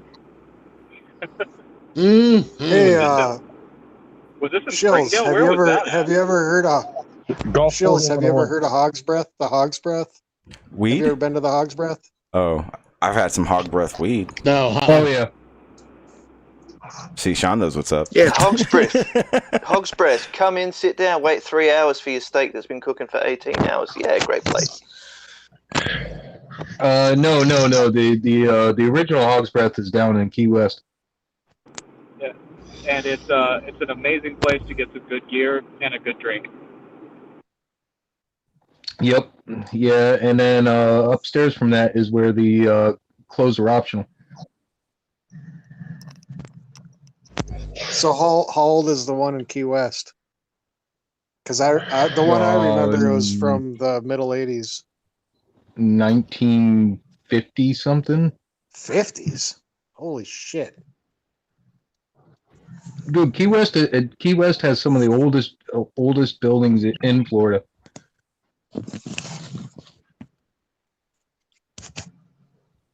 I hate to interrupt. Am I still roboting right now? Do I need to leave for the night? Because if I do it, no, you're good. No, you're good right now. You're good, man.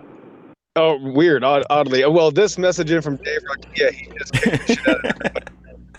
Oh God, here he goes again. But yeah, Dave Rocky just slapped the crap out of everybody. So God bless you, Dave. Keep up the good work, man. Yeah, and I was going to tell everyone because I was seeing that conversation, Red, and I realized I said, "Oh well, I'm about to go outside and smoke. I hope you guys change the subject. Otherwise, sorry for everyone in the chat." Man, it's hard running a show. Mostly, this is the thing. I like titling my streams according. So like, if you see open panel, open topic, no title, or you see the late night BSing, I'd probably be leaving the computer quite a bit because I'm not. It's not a theoretically, it's not a real information packed type stream. So I feel less entitled to have to control everything.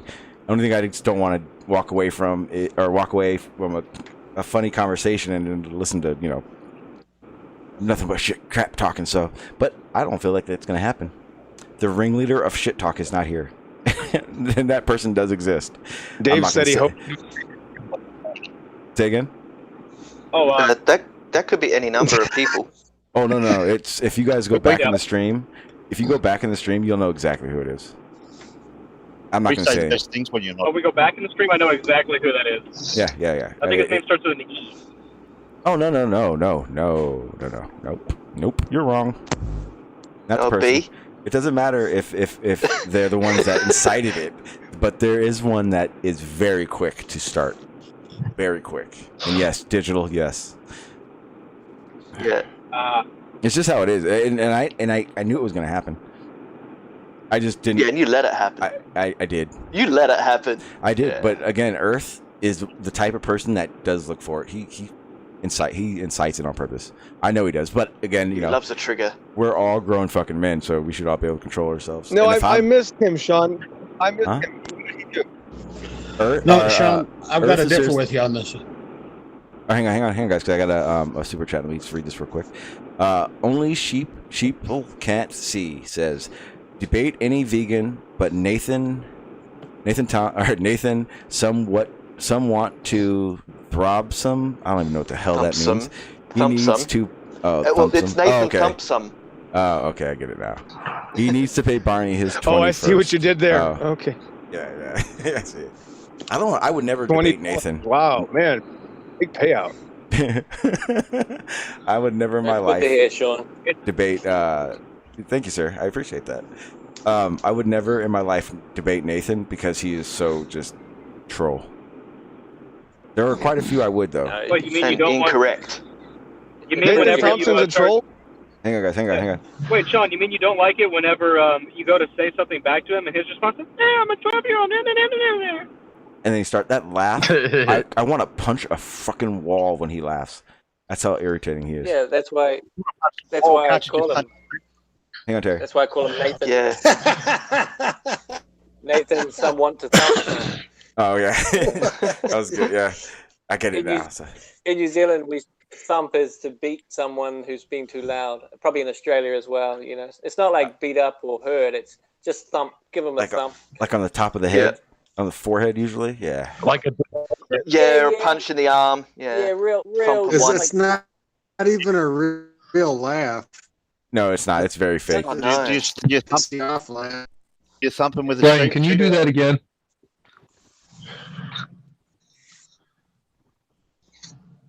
Is Erebus still here?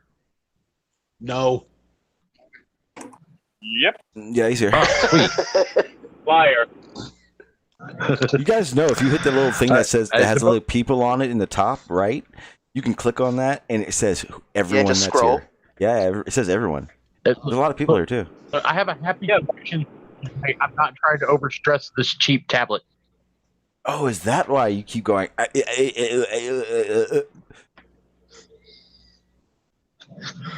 Yes. Yeah, you can shut down other processes. So Yeah. it's happened. Well, you You need to can close talk some in apps, yo. Just use one word syllables. Don't try to use. You mean multiple one syllable words? Yeah, that's what I mean. Why do you have a cheap tablet? You can't do high IQ research when you can only open 18 tabs. You can open 18 tabs in your Because tablet. I had a very nice cell phone that a suicidal deer broke. What happened to your laptop? Yeah. And why haven't you started going live again? I haven't. Because Brian hasn't sent him his show check yet. Okay, here I'm trying to look. You hear me okay? Am I roboting? You're roboting again. Botting. Okay, go 1, 2, 3. Is this another weekly vegan bashing stream? So what are you guys doing? You beating up on these vegans? Oh yeah, we can beat up on vegans. I don't mind that at all.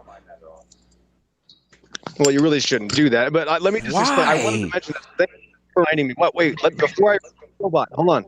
Now, vegan person, I just want you to know when you're trying to make yourself better than everybody else, it's another form of self-worship. So it's all the same bullshit. You're deceived. Sorry. You better go vegan because I said so. Well, no. Listen, nobody should tell other people what to eat. I don't eat pork. I eat beef. I eat whatever. I eat endive. You've never heard of that. But am I going to go tell Sean, you need to eat this way because look at my gains, bro? No, that's not reality.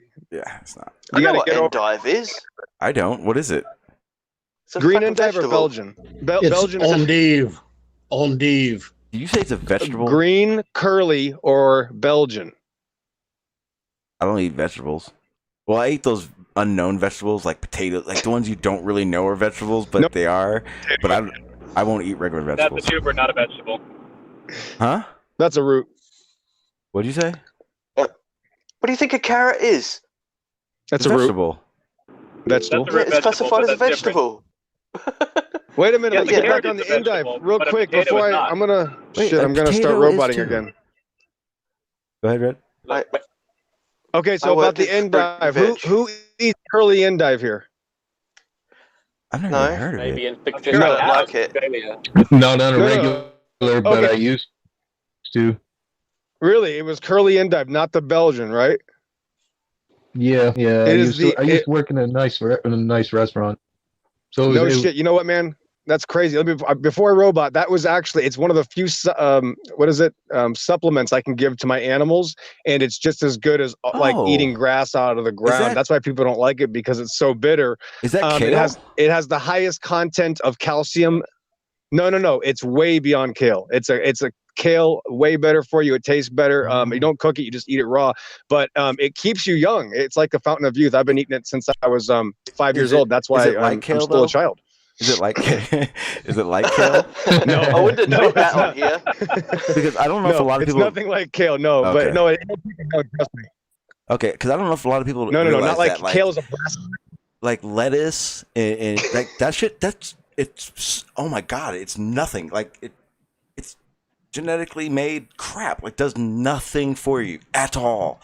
Okay, don't eat lettuce. Don't eat lettuce. Yes, don't eat lettuce. Yeah, you can eat endive, way better for you, and you can feed it to any animals in your house, even your goldfish, your cats, your tortoise, your horses. No problem. I'm actually going to look into it because I like kale. I They actually use love endive kale. as a filler for some animal tablets.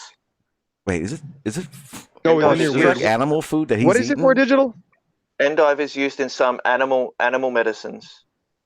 Right, it helps because break down the that's enzymes. amazing. I'm impressed because it's like it's like a superfood, but it's got like everything that you'd ever want, nothing you don't. It really is a miracle food. It really is. I'm gonna check that out. Well, everything you just said about that, I can say the same thing about liquor.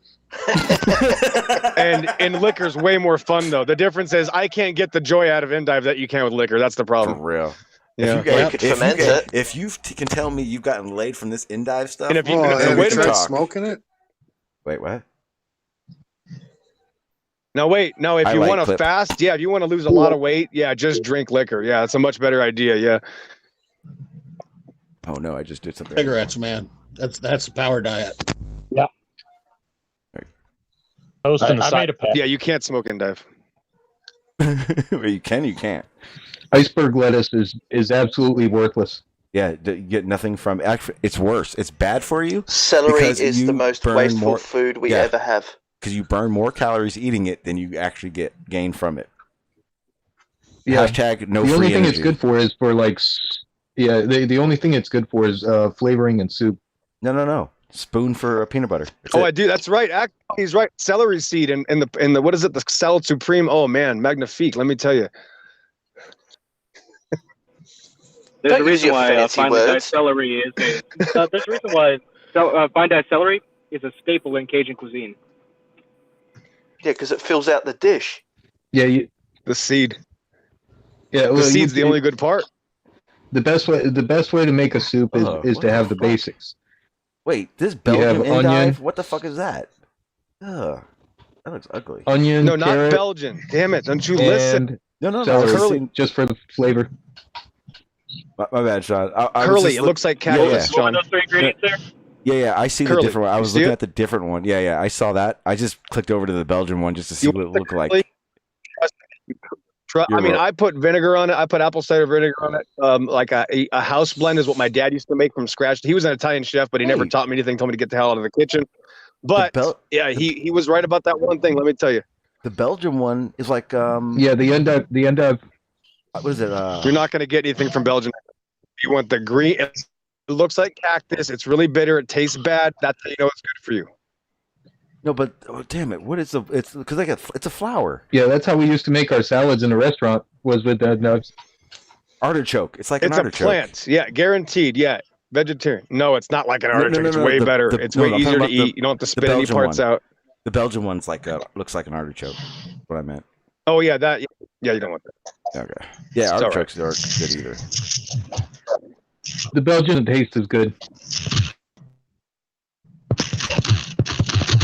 Okay, let me just put it this way. You could. Whoever's typing on there right now is Organic We can hear kale, every you bit got- of it. My goodness. So the nutrition from 3 heads of like organic kale is not going to equal 1 whatever GMO grown endive. It's not even close. So don't waste your time with any of that shit. Just get the endive.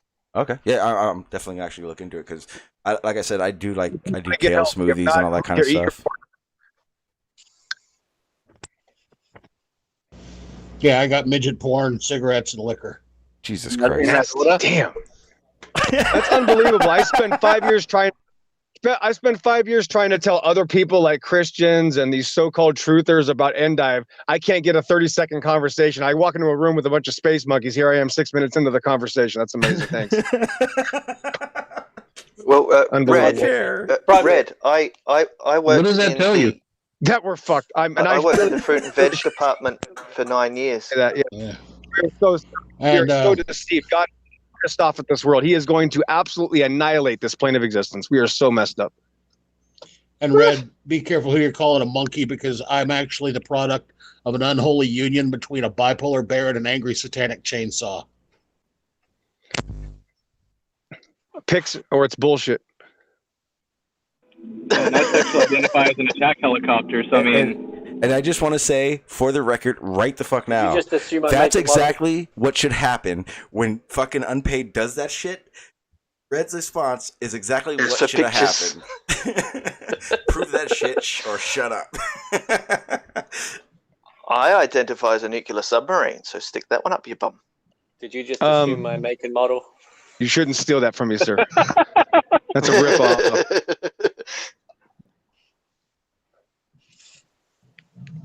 Erebus, check the side chat.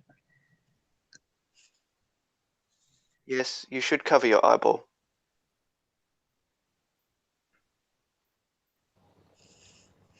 Yeah, the kale is good for the It's the same thing smoothies. about- That's about it, though. Adding it in with blueberries and stuff like that. You lot are all just blasphemers. Why the hell are we not talking about bacon? We already did. Yeah, well, bacon conversation is should- the top Why are we- choice. Bacon is the top choice. also, what do you care about my femur? Leave my femurs out of this.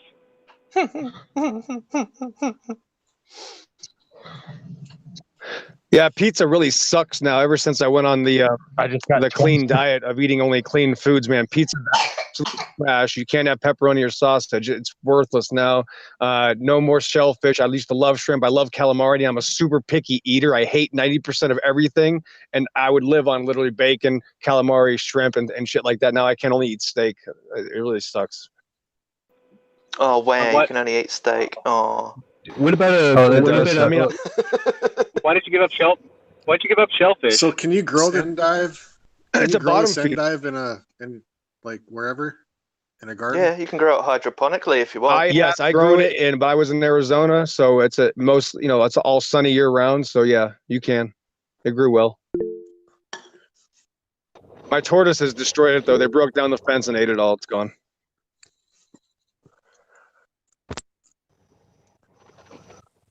But so fast. Yeah.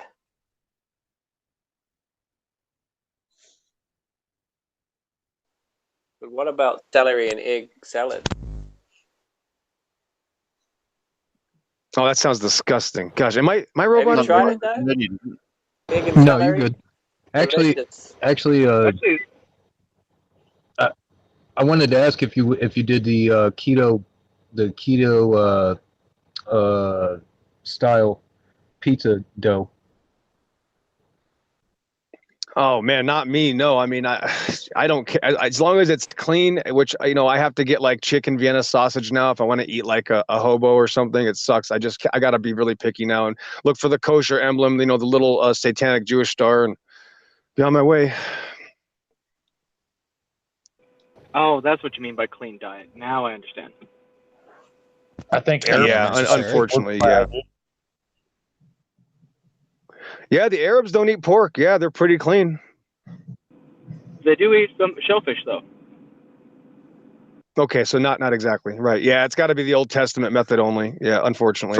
For me, I mean, it's a discipline thing too. When I was first challenged with it, I tried to fight it, and then I thought, well, it's probably more important for me to put effort in to do the right thing than to worry about arguing about it. Because if you're not sure about something, I'm going to take the safe bet because it's one of the most discussed and argued about topics. And of course, the biblical studies that it's been done away with and this and that. But I say, you know what? I'll just take the safe bet. I certainly know Jesus did not eat pork and those things. And I'm not going to tell anybody, even still, it's in the book. And I'm not going to tell other people how to eat, whatever.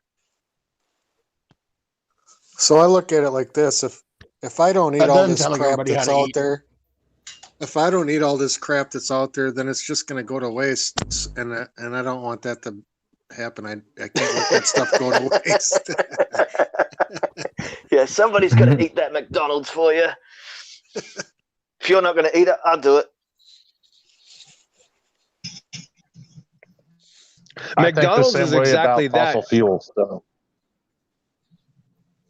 Oh gosh, fossil fuel. You guys are still calling it fossil fuels?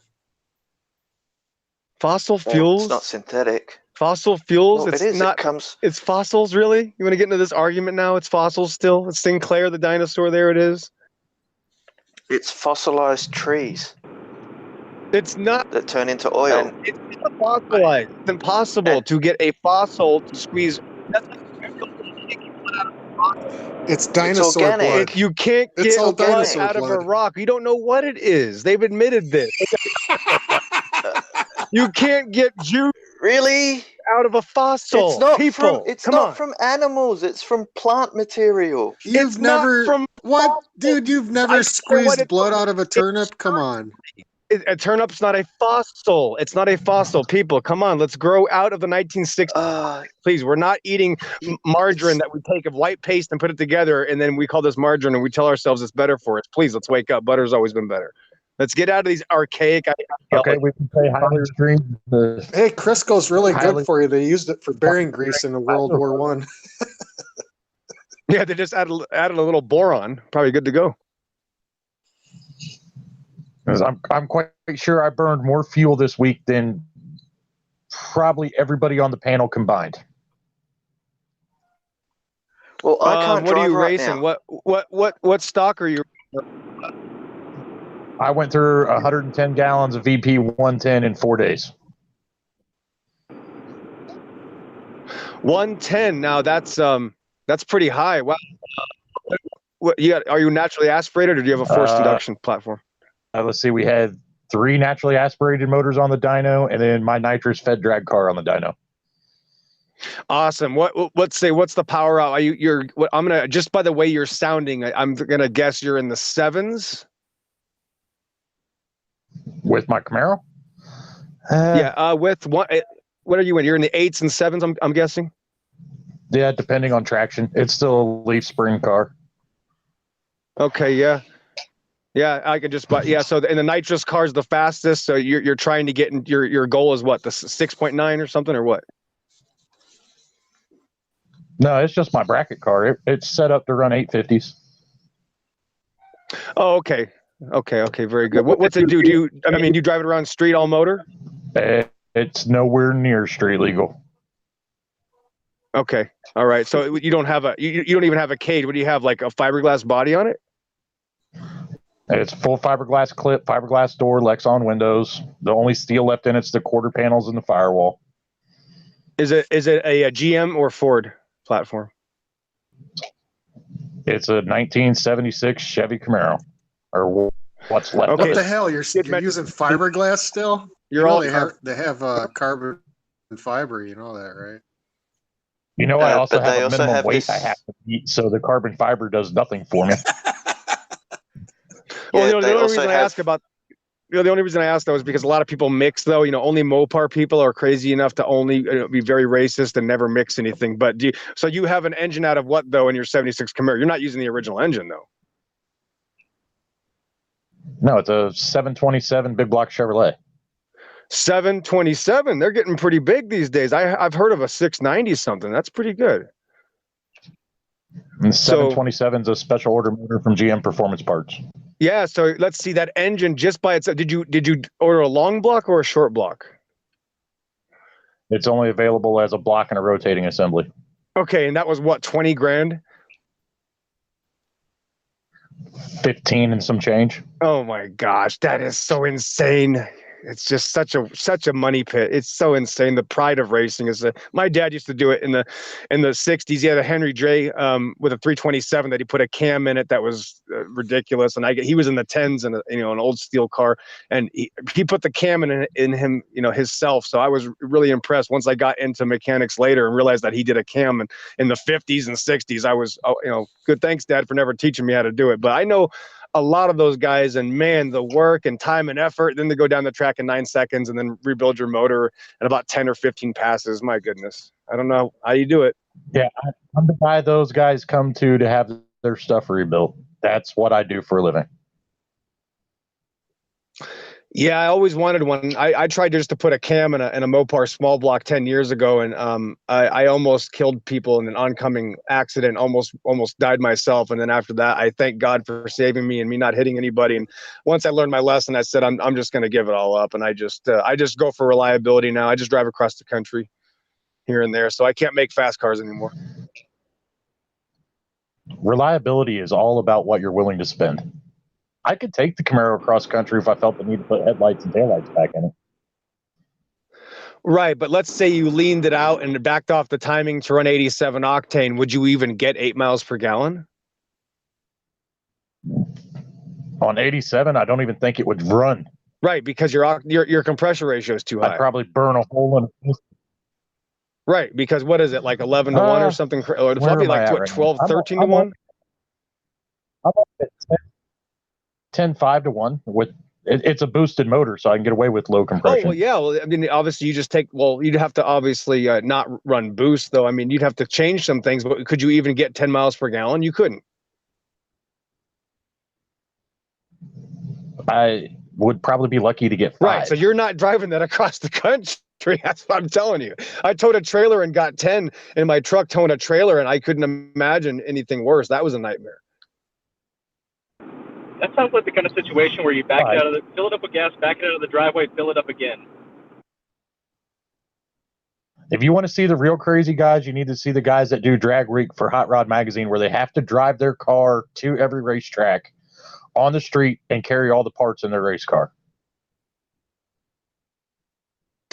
Man, I bought a 2001 minivan 6 years ago for $100. I've driven it twice across the country, put 80,000 miles on it, and I've only had to replace a window regulator. So that's how I do it. Yeah, I bought a shooter for nothing, and I don't know. I just take the poor man's way now. I'm done with the racing years. I can't do it. Some of these guys pretty much have. Though. If oil is not what we think it is, what is it? I'll explain in a minute, but we're having a real conversation right now. But speaking of which, what do you run on something like that? You running a 60 weight, or do you have to run a 70 weight with something like that? 0W20. Wait a minute. What are you holding? Like 30 quarts? No. 0W20. When it goes to the track, it's got less. 0W20. Hold on. Wait, 0W20 in a 700 cubic inch engine, and you might have what, a 9 quart pan? About a third of that. What? It's a dry sump, obviously, right? No, it's still a wet sump motor, but I don't want any more oil than what I need to get down the quarter mile. Well, if I have everything set up right and I'm on a perfect run, my oil light is flashing as I trip the tracks. Right, because you want to keep as much off the crankshaft as possible. Yep. Of course. But 0W20? Yep. Are you rebuilding the engine every 5 passes or something? About every other weekend. Oh my gosh. I mean, you are squeezing what, 10, 50? I guess actually at that amount, you're screaming, you could put, what, squeeze 50 horsepower out, I guess, because there's such a big difference in the thickness. I've never put it on the dyno to find out. I know the engine runs smoother and my times are better with it. Right. I can't believe, I thought the minimum would be 0W40. I mean, I'm running that in my old, 8.9 to 1 compression. Of course, I also use a 1 quart of Marvel Mystery Oil to thin it out, and just because it seeps in more. But my gosh, that is insane. And how many quarts again you have? You're running 4 quarts?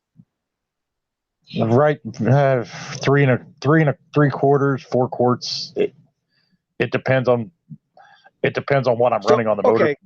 You can't, if you wanted to drive it around the neighborhood for a while, though, you couldn't do that. You'd have to put in something else if you wanted to drive it around for a couple. I'd also have to put a radiator back in the car. Right, exactly. Yeah, that's the thing, is that people don't realize the literal transformations, what you have to do to the vehicle to when you're going down the track, just trying to literally race somebody in a matter of 8 seconds, versus if you actually wanted to take it out a night on the town, you'd have to spend literally hours upon hours just making it streetable. That's freaking insane, man. Gosh, I guess you have some time on your hands to do that shit. That's crazy. No, it's the 727 that's in my Camaro came out of a customer's car when he blew it up. I rebuilt it and sleeved the block. And that's how I ended up in it, about 15 grand by the time I got new sleeves and did all the machine work and a new crank. Yeah, and it's been reliable ever since. You don't use an additive, you don't use zinc or anything? You're just telling me you use like Mobil 1 or something, or do you get AMSOIL or something? Do you spend some money on that? Royal Purple. Okay, one of the brands. Yeah, okay. Very good. Okay, that makes sense. Don't yeah, lie, you put like 50 in it, and you know it. Fuck Slick 50. I like my valve guides too much for that. Hey, let me ask you something real quick, because I've over-researched this stuff for long. Have you ever heard of TurboMax? MAXX TurboMax? That stupid engine honey crap. Have you ever heard of the guy? Have you talked to this guy, Troy? I haven't talked to him. I've seen his claims online. Have you seen it? Have you seen this guy that he has this mixture and that he doesn't tell you everything? He does have a couple videos online, but there's a lot of people that do this shit. But this guy is different. I talked to him for about 2 hours. I bought his product. I put it in my differential. I towed my trailer uphill in California for about, 30 minutes. It was an absolute nightmare going up these mountains. I got out and put my hand on the diff cover. It was literally barely warm to the touch. The shit works.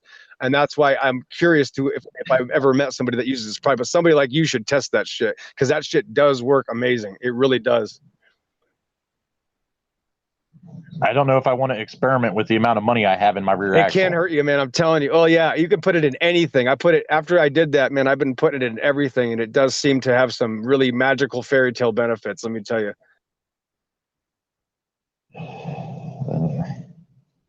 But I guess I have a reliable setup that I'm not risking. Yeah, I wouldn't either. Yeah, since you change your oil you couldn't use it anyway, because you have to change your shit every other day.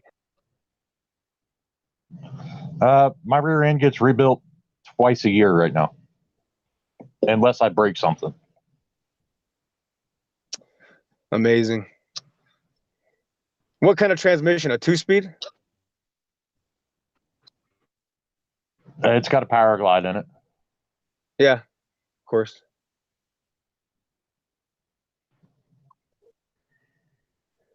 Does it have AC? It's No. That was somebody else's question they wanted to ask. I just asked for them. It's got a vacuum pump on the motor. Interesting. And you are a anti-flat earther, or what's your disposition on let's say like quantum eraser would ask you, what's your ontological primitive? What are you doing here, man? It's a sphere. Okay, what about the belief in a higher power or magical soup slime you came from magical monkeys? One, I'm not going to offend people on the panel that believe in a higher power because my opinion is quite harsh on that subject. Oh, you've already answered the question then. You are a straight cosmic burp, accidental magical balls, virgin slime to monkeys, then geniuses on the internet belief system. Sure. Wow, and you got to be a smart guy to get those cars going like that. So you're not stupid, But obviously, I'm the complete opposite. I'm an absolute Bible literalist, fundamentalist. You could call me a young Earth creationist nut job, the worst of the worst. Noah's flood, all those crazy, Christian, belief system, flat plane of existence, understanding Bible preacher. Yeah. Again, I was raised in a Baptist church and was a youth minister until my wife was murdered. Well, I'm sorry to hear that, man. Yeah, that really sucks. And man certainly is evil, and he always has been, even since day whatever it was in the Garden of Eden when he blamed God for giving him the woman. Man has fucked up a lot of things, man. And I wish I could explain it to you in 5 minutes, but I can't. Maybe we'll talk some other time about it. And somebody asked, is Jesus God? Go ahead. I'm not going to discuss religion on the internet. I got drawn into it once with Earth is seriously flat and made my opinion well known. Go find the video on Jose's, and that was the last time I did. Yeah, it's not for everybody on the internet. Yeah, I'd much rather do it in person, but I'm in Arizona. I don't know where you're at, so. The lovely hellhole that is Illinois. Oh yeah, that's quite the drive. I drove from here to Washington and back twice. I had to bring my other car, and I'm going to make another trip up somewhere else, but not that close to Illinois. So that's going to be difficult. Who asked about Jesus and God? Who is that? It was me. Only people can't see. Okay, what was your question, sir? I said, do you believe Jesus is God? Yes or no? Jesus is God. Yes, in the flesh. Okay. Yeah. I thought you might say that. Yeah, I told you, I am the absolute epitome of the antithesis of the secular belief system. Yeah, you couldn't find anybody that was farther from. In fact, I pissed off Christian because I take the Bible so literal. Yep. That's cool. I just wonder why. So are you Trinitarian, Unitarian? What are you? I'm a Christian. That's it. Christian, nothing else. That's it. Take the Bible literal. Period. End of story. Yeah, I just. So which interpretation are you taking literally? Are you taking it as Trinity? Are you taking it as Unitary? Are you taking it as something I'm sorry. else? Yeah, I didn't understand your question. Homoiousion. What are you looking at? Yeah, first of all, I study the Hebrew, and God is neither one nor a Trinity. He is not understandable. But yes, God is the Father, the Holy Spirit, and Jesus in the flesh. But it's not something you can understand. That He's not a Trinity, and He's not a single thing. It's not something you can even understand. There is no searching for God's understanding, for sure. Okay. Okay, so more similar to the belief system of Jehovah's Witness in terms of what he is. No, I would say that Jehovah's Witnesses are also another group that's deceived. They don't believe the Bible. They don't believe in a judgment. So, no, you can't understand God. That wasn't what I was saying. I was saying that their view is not that he is a Trinity or a unity so much as he is not understandable in his form. Oh, well, yeah, a broken clock is right twice a day. Islam gets some things right too, I mean, doesn't matter. Don't try to group me up in any group at all, because I'm just going to learn that group is going to be full of shit. Yeah.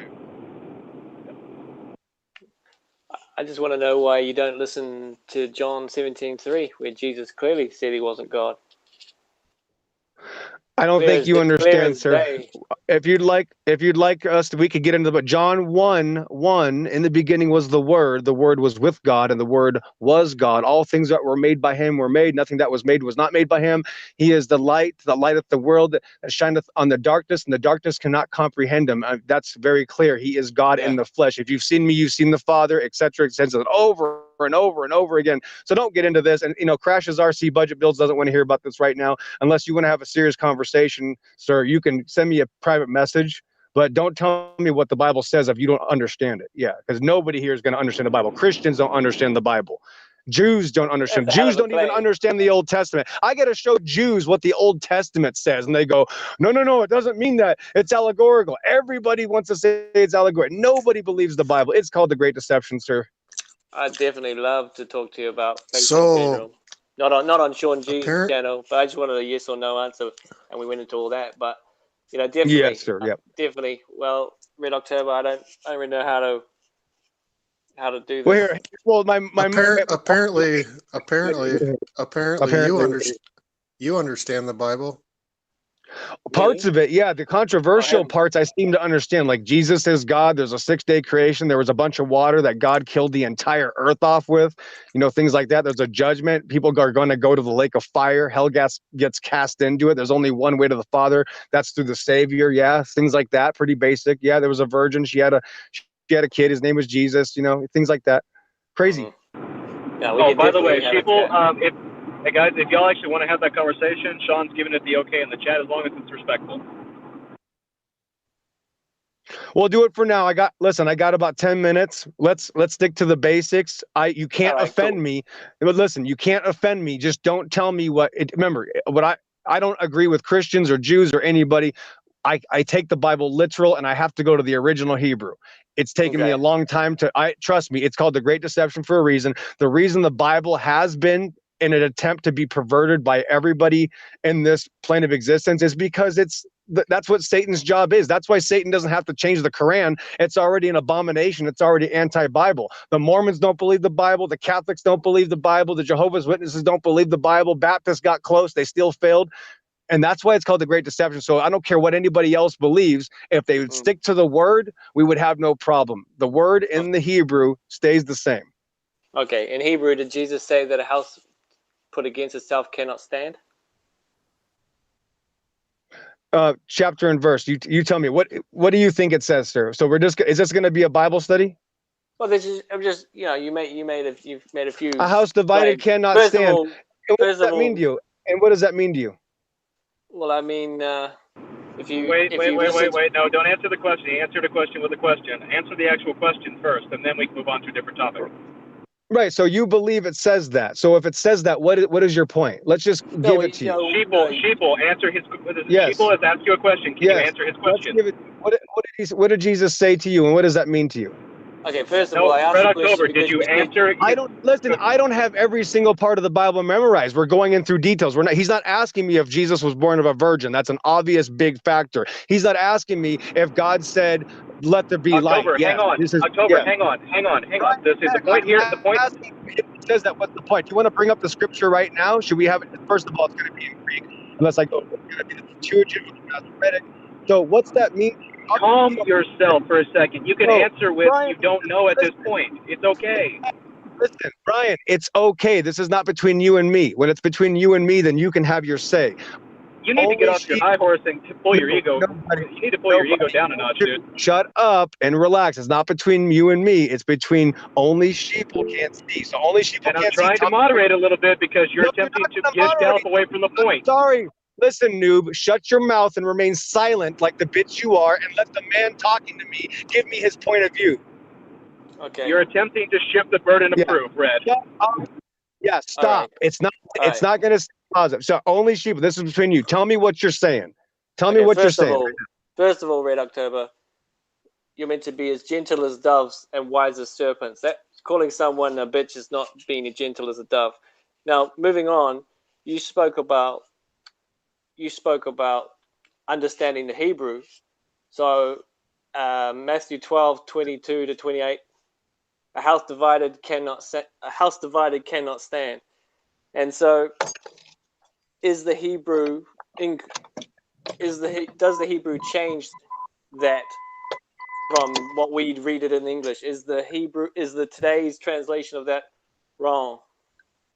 Because you mentioned Islam, and you talk about it being from the devil, but the devil is spoken about before every prayer. Protect us from the devil. So why would that happen? You know. So are you talking about Mark? Well, I'll let me know when you want me to say something. I'll be quiet. Go ahead. Matthew 12. I'm just asking because you said you understand the Hebrew. Issue, yes, I have to go, you know what, let's go to the original Hebrew and see what it says. For instance, in the very first sentence of the Bible, the King James Version has eliminated heavens and has called it a heaven. So that's even though it doesn't matter, it's still a problem for me, because of, not that I care that much, but when King James Version people that only believe the KJV say, oh, it's heaven, it's not heavens, then it's an issue, and I have to go, well, what does the Hebrew say?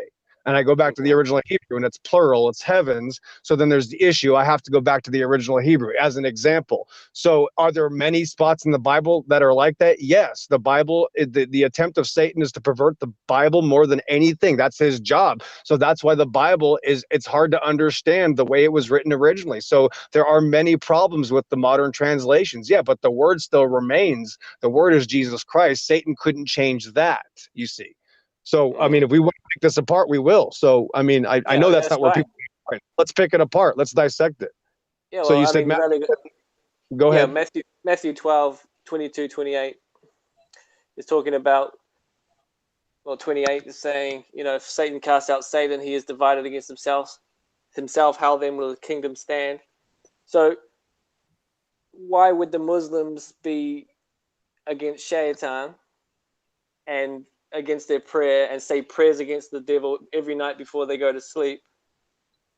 You know, and okay, so you're asking me about the Islam. You're asking me about the Muslims. No, but you're just saying that it doesn't follow on from Christianity. Well, Christianity is made out of Jesus being the one who died for your sins, but right there you go. Exactly, you nailed it. Why would they do that? Wouldn't they, if it was made by the devil, as that's your claim, that's not my claim. Right. Because also God says in the Quran, chapter 17, verse 88, he says, gather all of mankind and all of the demons, and you'll never create a book like this. And it's a challenge. It further lowers the challenge in the Quran and says in chapter 11, verse 13, it says, bring 10 chapters like this. If you think he invented it, then bring 10 chapters like this. And bring your witnesses if you're truthful. He further lowers the challenge and says in chapter 2, verse 23, bring one chapter like this. And the smallest chapter of the Quran is 4 verses. So you need to realize that Jesus in the Bible said, don't hold on to me because soon I go to the Father, my Father and your Father, my God and your God. Okay, Jesus in John 17:3 says, this is eternal life, that they may know you, the only true God, and Jesus Christ, whom you have sent. So in English, that's why I asked you to go to the Hebrew, John 17:3, because in English, if you put an and in there, you know, but and hold on. The problem is you've shut me in Matthew and now John, so we're going all over the place. I'm just showing you where Jesus contradicts you directly. When you just can't understand it. No, you just don't understand. Okay. Well, that's all. You know, you can. No, he's leaving this world. Yeah, he's leaving the world. He's telling you, I'm going to leave here. So while I'm gone, this and that. That means he is going to go back. No. Yes. He says, don't hold on to me. Yeah. He says, don't hold on to me. Can you go ahead and make your point before you were interrupted? So what I'm saying is these are the things that I have trouble with, because Jesus multiple times throughout the Bible Okay, give me the most important one. Yes, tell me the most important part of the Bible that shows you that Jesus is contradicting that claim that he is God, and then we can work on that. Tell me that one most important part, please. Okay, the most important one. I'll have to bring up the verse, but I'll give you the verse. I'll give you the verse, and I'll find. Yeah, let's get to the issue. Chapter and Right. verse. Okay, he says, "Good master." That's some part of the Bible. Okay, where are we? So tell me where we're at. You know, the Bible's big. I just learned Genesis. Yeah, that's what I'm saying. Just okay. So, good master, you know, is how Jesus is referred to. So, okay, what are you reading from so I can follow with you? What are you reading from so I can follow with you? So I can. I'll just get it. Good master. Yeah, because that way I can be with you and go, okay, yeah, what you're saying is true. Then I'm learning with you. I'm going to learn with you. I learn from atheists. I learn from scoffers. I learn from Islamic people all the time. It's very normal. So just show me where you're at. Okay, what would you consider me? I don't know yet. I'm not even sure. I don't even know. Well, if we look at my icon, do you know who that icon is? I didn't even see your icon. I'm trying to figure out where we're at here. We're all over the place. First, I was at Mark, and now I'm at. No worries. I mean, I'm just glancing over verses where. Do you want me to go back inside and get my old Bible? One of my Bibles. Do I need to? Are we going to be able to figure out where we're going to read from yet? Because I'm still just waiting for you to get me. What's the oldest Bible you own? Oh gosh, it's actually not that old. It's like 90 years old. It's a King James, but it's not that old. Yeah, so I have to go to the Hebrew. And listen, I don't do this alone. If you want to start dissecting me, I have to go to a translator. Her name is Paula. She's the Bible Literalist channel. So all right, okay, yeah, that's cool. Let's go over this. Show me where you're at, because I'm again. It's been a few minutes now. Telling me where we're reading from. Okay, well, my Bible I bought the other day is from 1880. Good, that's nice, awesome. Is it? It's probably a King James or what? What is it? King James is 1911, but this thing is 1611. 1611. Yep. Right. That's true. Doesn't seem to be a king. It's a massive book. It's very hard to read on your lap. That's for sure. It needs a table. Nice. Buy that. Why did you buy that Bible? Why did you buy that? I won it in an auction. Nice. How much did you pay for it? I won it for a small price of $200 New Zealand, which is about $100. Oh my gosh, this is insane. You've spent more money on one Bible than all the Bibles I've ever bought in my life combined. And I'm the fanatical, crazy Christian. That's insane. My faith is unbreakable. So, it seemed like it was the obvious thing to do. But, I'm interested in hearing what references Red October has that says that Jesus is God. Yeah, exactly. Okay. Let me just. Yep, one. No problem. Let me find this. No. There you are. Yeah, you got like a picture of an angel on your icon. It's Michael. Yeah. Michael. Yeah. I wonder if that's what Michael really looked like. I don't know. Yeah. Yeah. So do you follow the entire Bible? Are you claiming that you follow the entire Bible? Because I honestly don't know you. Jesus was brought to me at a very young age, around primary school. I'm 34 years old now. But I didn't find the God that I believed in until I cross-referenced it with Islam. Oh, very interesting. Okay, I see where we're going here. I mean, obviously, you did mention that earlier. I mean, right at stage one, it was the Bible. Then we went right. You were showing me the Islam. Then we went back to the Bible. So we're bouncing all over the place here. I'm really on the edge of my seat, waiting for you to show me what scripture I need to look up so that I can read it as you're telling it to me. Yeah. Okay. Here it is. Matthew 19, verse 16 and 17. Okay, everybody's going to remember this at the time that I got owned on the internet, right? Everybody get ready for me. Okay, Matthew 19:16. And behold. It starts off with behold, right? And behold. Mm-hmm. That's well. Are you reading it or am I reading it? Oh, if you want me to read it, I'll read it right now. Yeah, read it. Read it. Yeah, and behold, one came unto him and said, Good master, what good things shall I do that I may have eternal life. And he said unto him, why callest thou me good? There is no one good but one, that is God. But if thou wilt enter into life, keep the commandments. Yeah, and he's setting the example there that no one can be good except for the Father. Yeah, and that's why Jesus sets the example. He said unto him, which Jesus said, thou thou shalt not commit adultery, thou shalt not steal, thou shalt not bear false witness unto thy father and mother, and thou shalt be a neighbor to thyself. And that young woman said to him, all these things I have kept from my youth up. Lack I yet? Okay, let's see. Jesus said unto him, if thou wilt protect, go and see thou hast given poor, and thou shalt have treasures in heaven, and come and follow me. Okay, and Jesus said unto his disciples, verily I say unto you that a rich man shall hardly enter into the kingdom of heaven. And again I say unto you, it is easier for a camel to go through the eye of a needle than a rich man to enter the kingdom of God. When his disciples heard it, they were exceedingly amazed, saying, who then can be saved? But Jesus beheld them and said unto them, with men this is impossible, but with God all things are possible. Right. Why would he not stay with me? He hasn't died. Right. He hasn't died yet. And that's obviously going to happen. Right. This is before the crucifixion. Right. Right.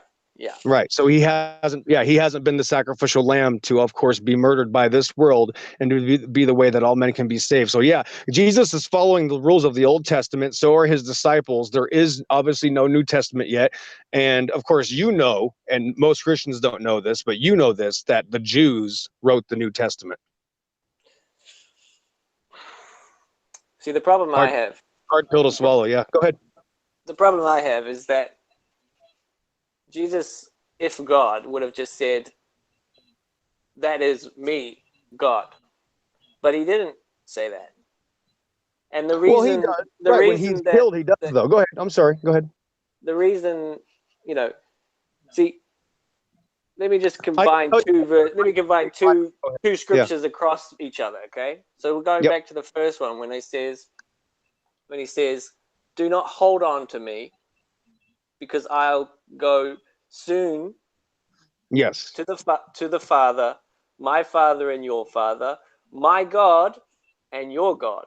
Right now, now we jump into Islam, where it says God directly says they boast that they killed him. They did not kill him, nor did they crucify him. Instead, God raised him up to me. So Jesus knew that he was going up. And God says, I raised him up. If you were God, you wouldn't pray to yourself like you did in the Garden of Gethsemane. If you were God, like of the God of the Old Testament, where God says, I do not change my nature, and I am not the author of confusion. Mm-hmm. You can't then say that all of a sudden Jesus died and then rose again and was God, because in that very act of dying, the nature of God changed. In that act of dying, even for a second, God did not stay everlasting. When Jesus said, no man knows the hour, not the angels in heaven, not the Holy Spirit, only the Father knows the hour. Yeah. He right then was not omniscient of everything. So, right. He's limited to his fleshly body. Yes. And let me put his nature changes. If you want to know, I can help you out with this. So that's why people can't understand the Bible. I'd love to hear it. No one has yet. Yeah, it's actually quite simple. You see, it's kind of like you in a first-person shooter game. You see, the character in your video game is you, but that character in that video game does not have all of the abilities that you have, sir. And do you want me to call you? What was your name? Your name is. What is your name again? I'm trying to go back here. I'm trying to be respectful. Only Sheep. Is that what you want me to call you? Only. Only. You can call me Only if you like. Only. It's very similar to that. Like when back in the day when I used to play Counter-Strike in the early 2000s, and I would have a character in a video game. That character was Pillbox. That actually might have even been my name, but he wasn't who I really was when I'm outside of the game. Outside of the game, I can do all kinds of other things besides just what I'm limited to in that simulation, which is a terrible thing to compare to God's creation. But because we are so limited, because we have no searching for his understanding, because there is no way to comprehend God, that's the best I can do. You see, Jesus is limited. We can't look at God in his actual being. That's why he had to come down in flesh and limit himself to being in the flesh of this man and limit himself spiritually. He did not have the power. He did not have all the things that the Father had. He was very limited to this fleshly body. In fact, the way he's described is actually very basic and normal and not amazing, not the superhero, not this, knight in shining armor, not this, RoboCop or Terminator, whatever you want to think of Jesus was. He was very plain. And that's why he is limited. Now, the reason that he prays to himself is because everything Jesus does in the flesh, which is the Father in the flesh, Jesus, everything he's doing is to set the example of what other people are supposed to be doing, such as you and me. Our job is to pray to the Father and talk to the Father in the way that we need to pray to the creator of the heavens and the earth and the sea and all that in them is. You see, that's what he's doing. He's setting that example. He is controlled by the Father in flesh. But again, it's in a way we cannot understand. It is not even possible to understand how literally our brain works, let alone how God works. Let's get real here. It is beyond our comprehension. The reason we know Jesus is God in the flesh is because not only did he bring someone else back from the dead, such as Lazarus, he came back from the dead. You see, what human being can come back from the dead? So- Obviously, everybody knows that's absolutely insanely impossible. And that's just one or two examples. There's thousands of other examples, man. So Red Jesus October. is the Father in the flesh. You almost let me finish. Go ahead, man. So what do you think about, like, for instance, Hinduism that predates any Christianity or any Yeah. any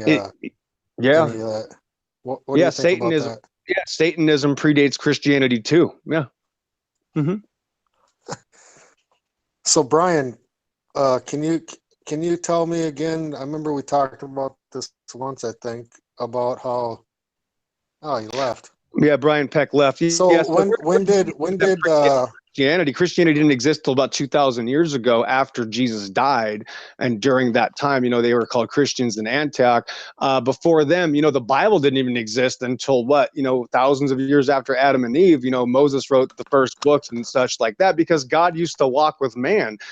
There is no credibility except for the stories of the Bible, to be honest with you. If there was anything else for me to didn't Christianity and Islam branch off of one thing? If there was even a decent or credible option besides the Bible, I would drop the Bible. If there was even anything that was even good that could compare to the Bible, I'd drop the Bible. But there's nothing even comparable to it. That's good. All right, I'd like to read you a verse from the Quran, which answers. Who just asked that question about Hinduism? Was that no subscription?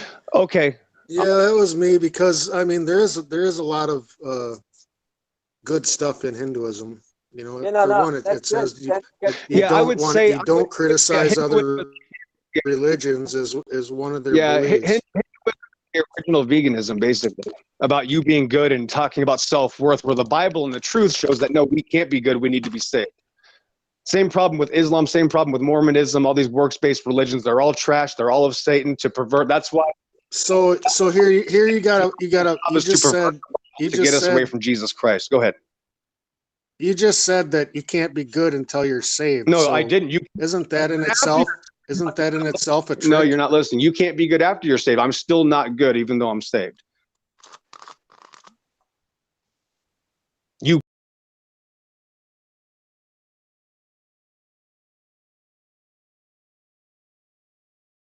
All right, guys. I'm going to go ahead and end the stream. I kind of like doing it this way, because they're still going and I'm actually now recording. So it'll be, if something fun happens, I'll be able to put you guys back in, get you guys the stream up and you guys will check that out. But like I said, I kind of wanted to end the stream. That's why I had the countdown and I didn't want to interrupt. I kind of hate doing that. So I think I'll start ending it this way. But before I go into any kind of rant, just know that the links are out there. I posted it. Terry posted it. He's going to be going live right after me. He probably may even start pretty darn soon, if not already. Go check that out and enjoy the Ozzie experience. Or, the Ozzie's perspective. Jesus. But yeah, there you go, Terry. I appreciate you guys being here on the panel. They're still going on. I'll talk to them in a little bit. But what I wanted to say is about earlier. I've had every single topic of conversation happen on this stream And 99% of the time, it stays respectful. It can get heated. Things can, people say stupid things, but there's still a difference. The fact that 99% of the time here, or in a lot of places, it's going to be 1 versus 5 for either side is even more of a reason to keep it respectful. If you're trying to get them to leave, just say it. Don't play anymore. When it gets disrespectful, it takes this whole thing to a different ballgame. Whether you admit it or not, no one wants to hear that shit, and it's ridiculous. It's just not necessary. So, again, for those that get triggered but can be fixed by just saying, hey, relax. At least you're seeing it, but then you have to know it's not the way, because if it was, then you wouldn't be trying to correct it. So, and then there are the select few people, and I'm not going to say names, but we all know there are select people who will entice an argument of disrespect, and I don't have time for it, and I don't need anybody that does that on my stream. I don't care how many subs they have, how many subs they can bring me. I don't care. I don't care how much they know. I don't care if they're an official authority of something that I want to know. If they're disrespectful, I have no use for their voice and or knowledge at all. I don't care. So with that said, guys, I'm gonna go ahead and get the hell out of here and start getting that observation that I'd made all together. Like I said, I tried to show the picture, but I got so much uploading. It was a pain in the ass. Again, I'll say it now, I don't mind the evolution talk at all, because I don't know very much about it, and I want to know a lot about different types of views. So with that said, guys, I'm going to get out of here. So far, I mean, the conversations they're having, it sounds pretty good still. So I'm going to get out of here and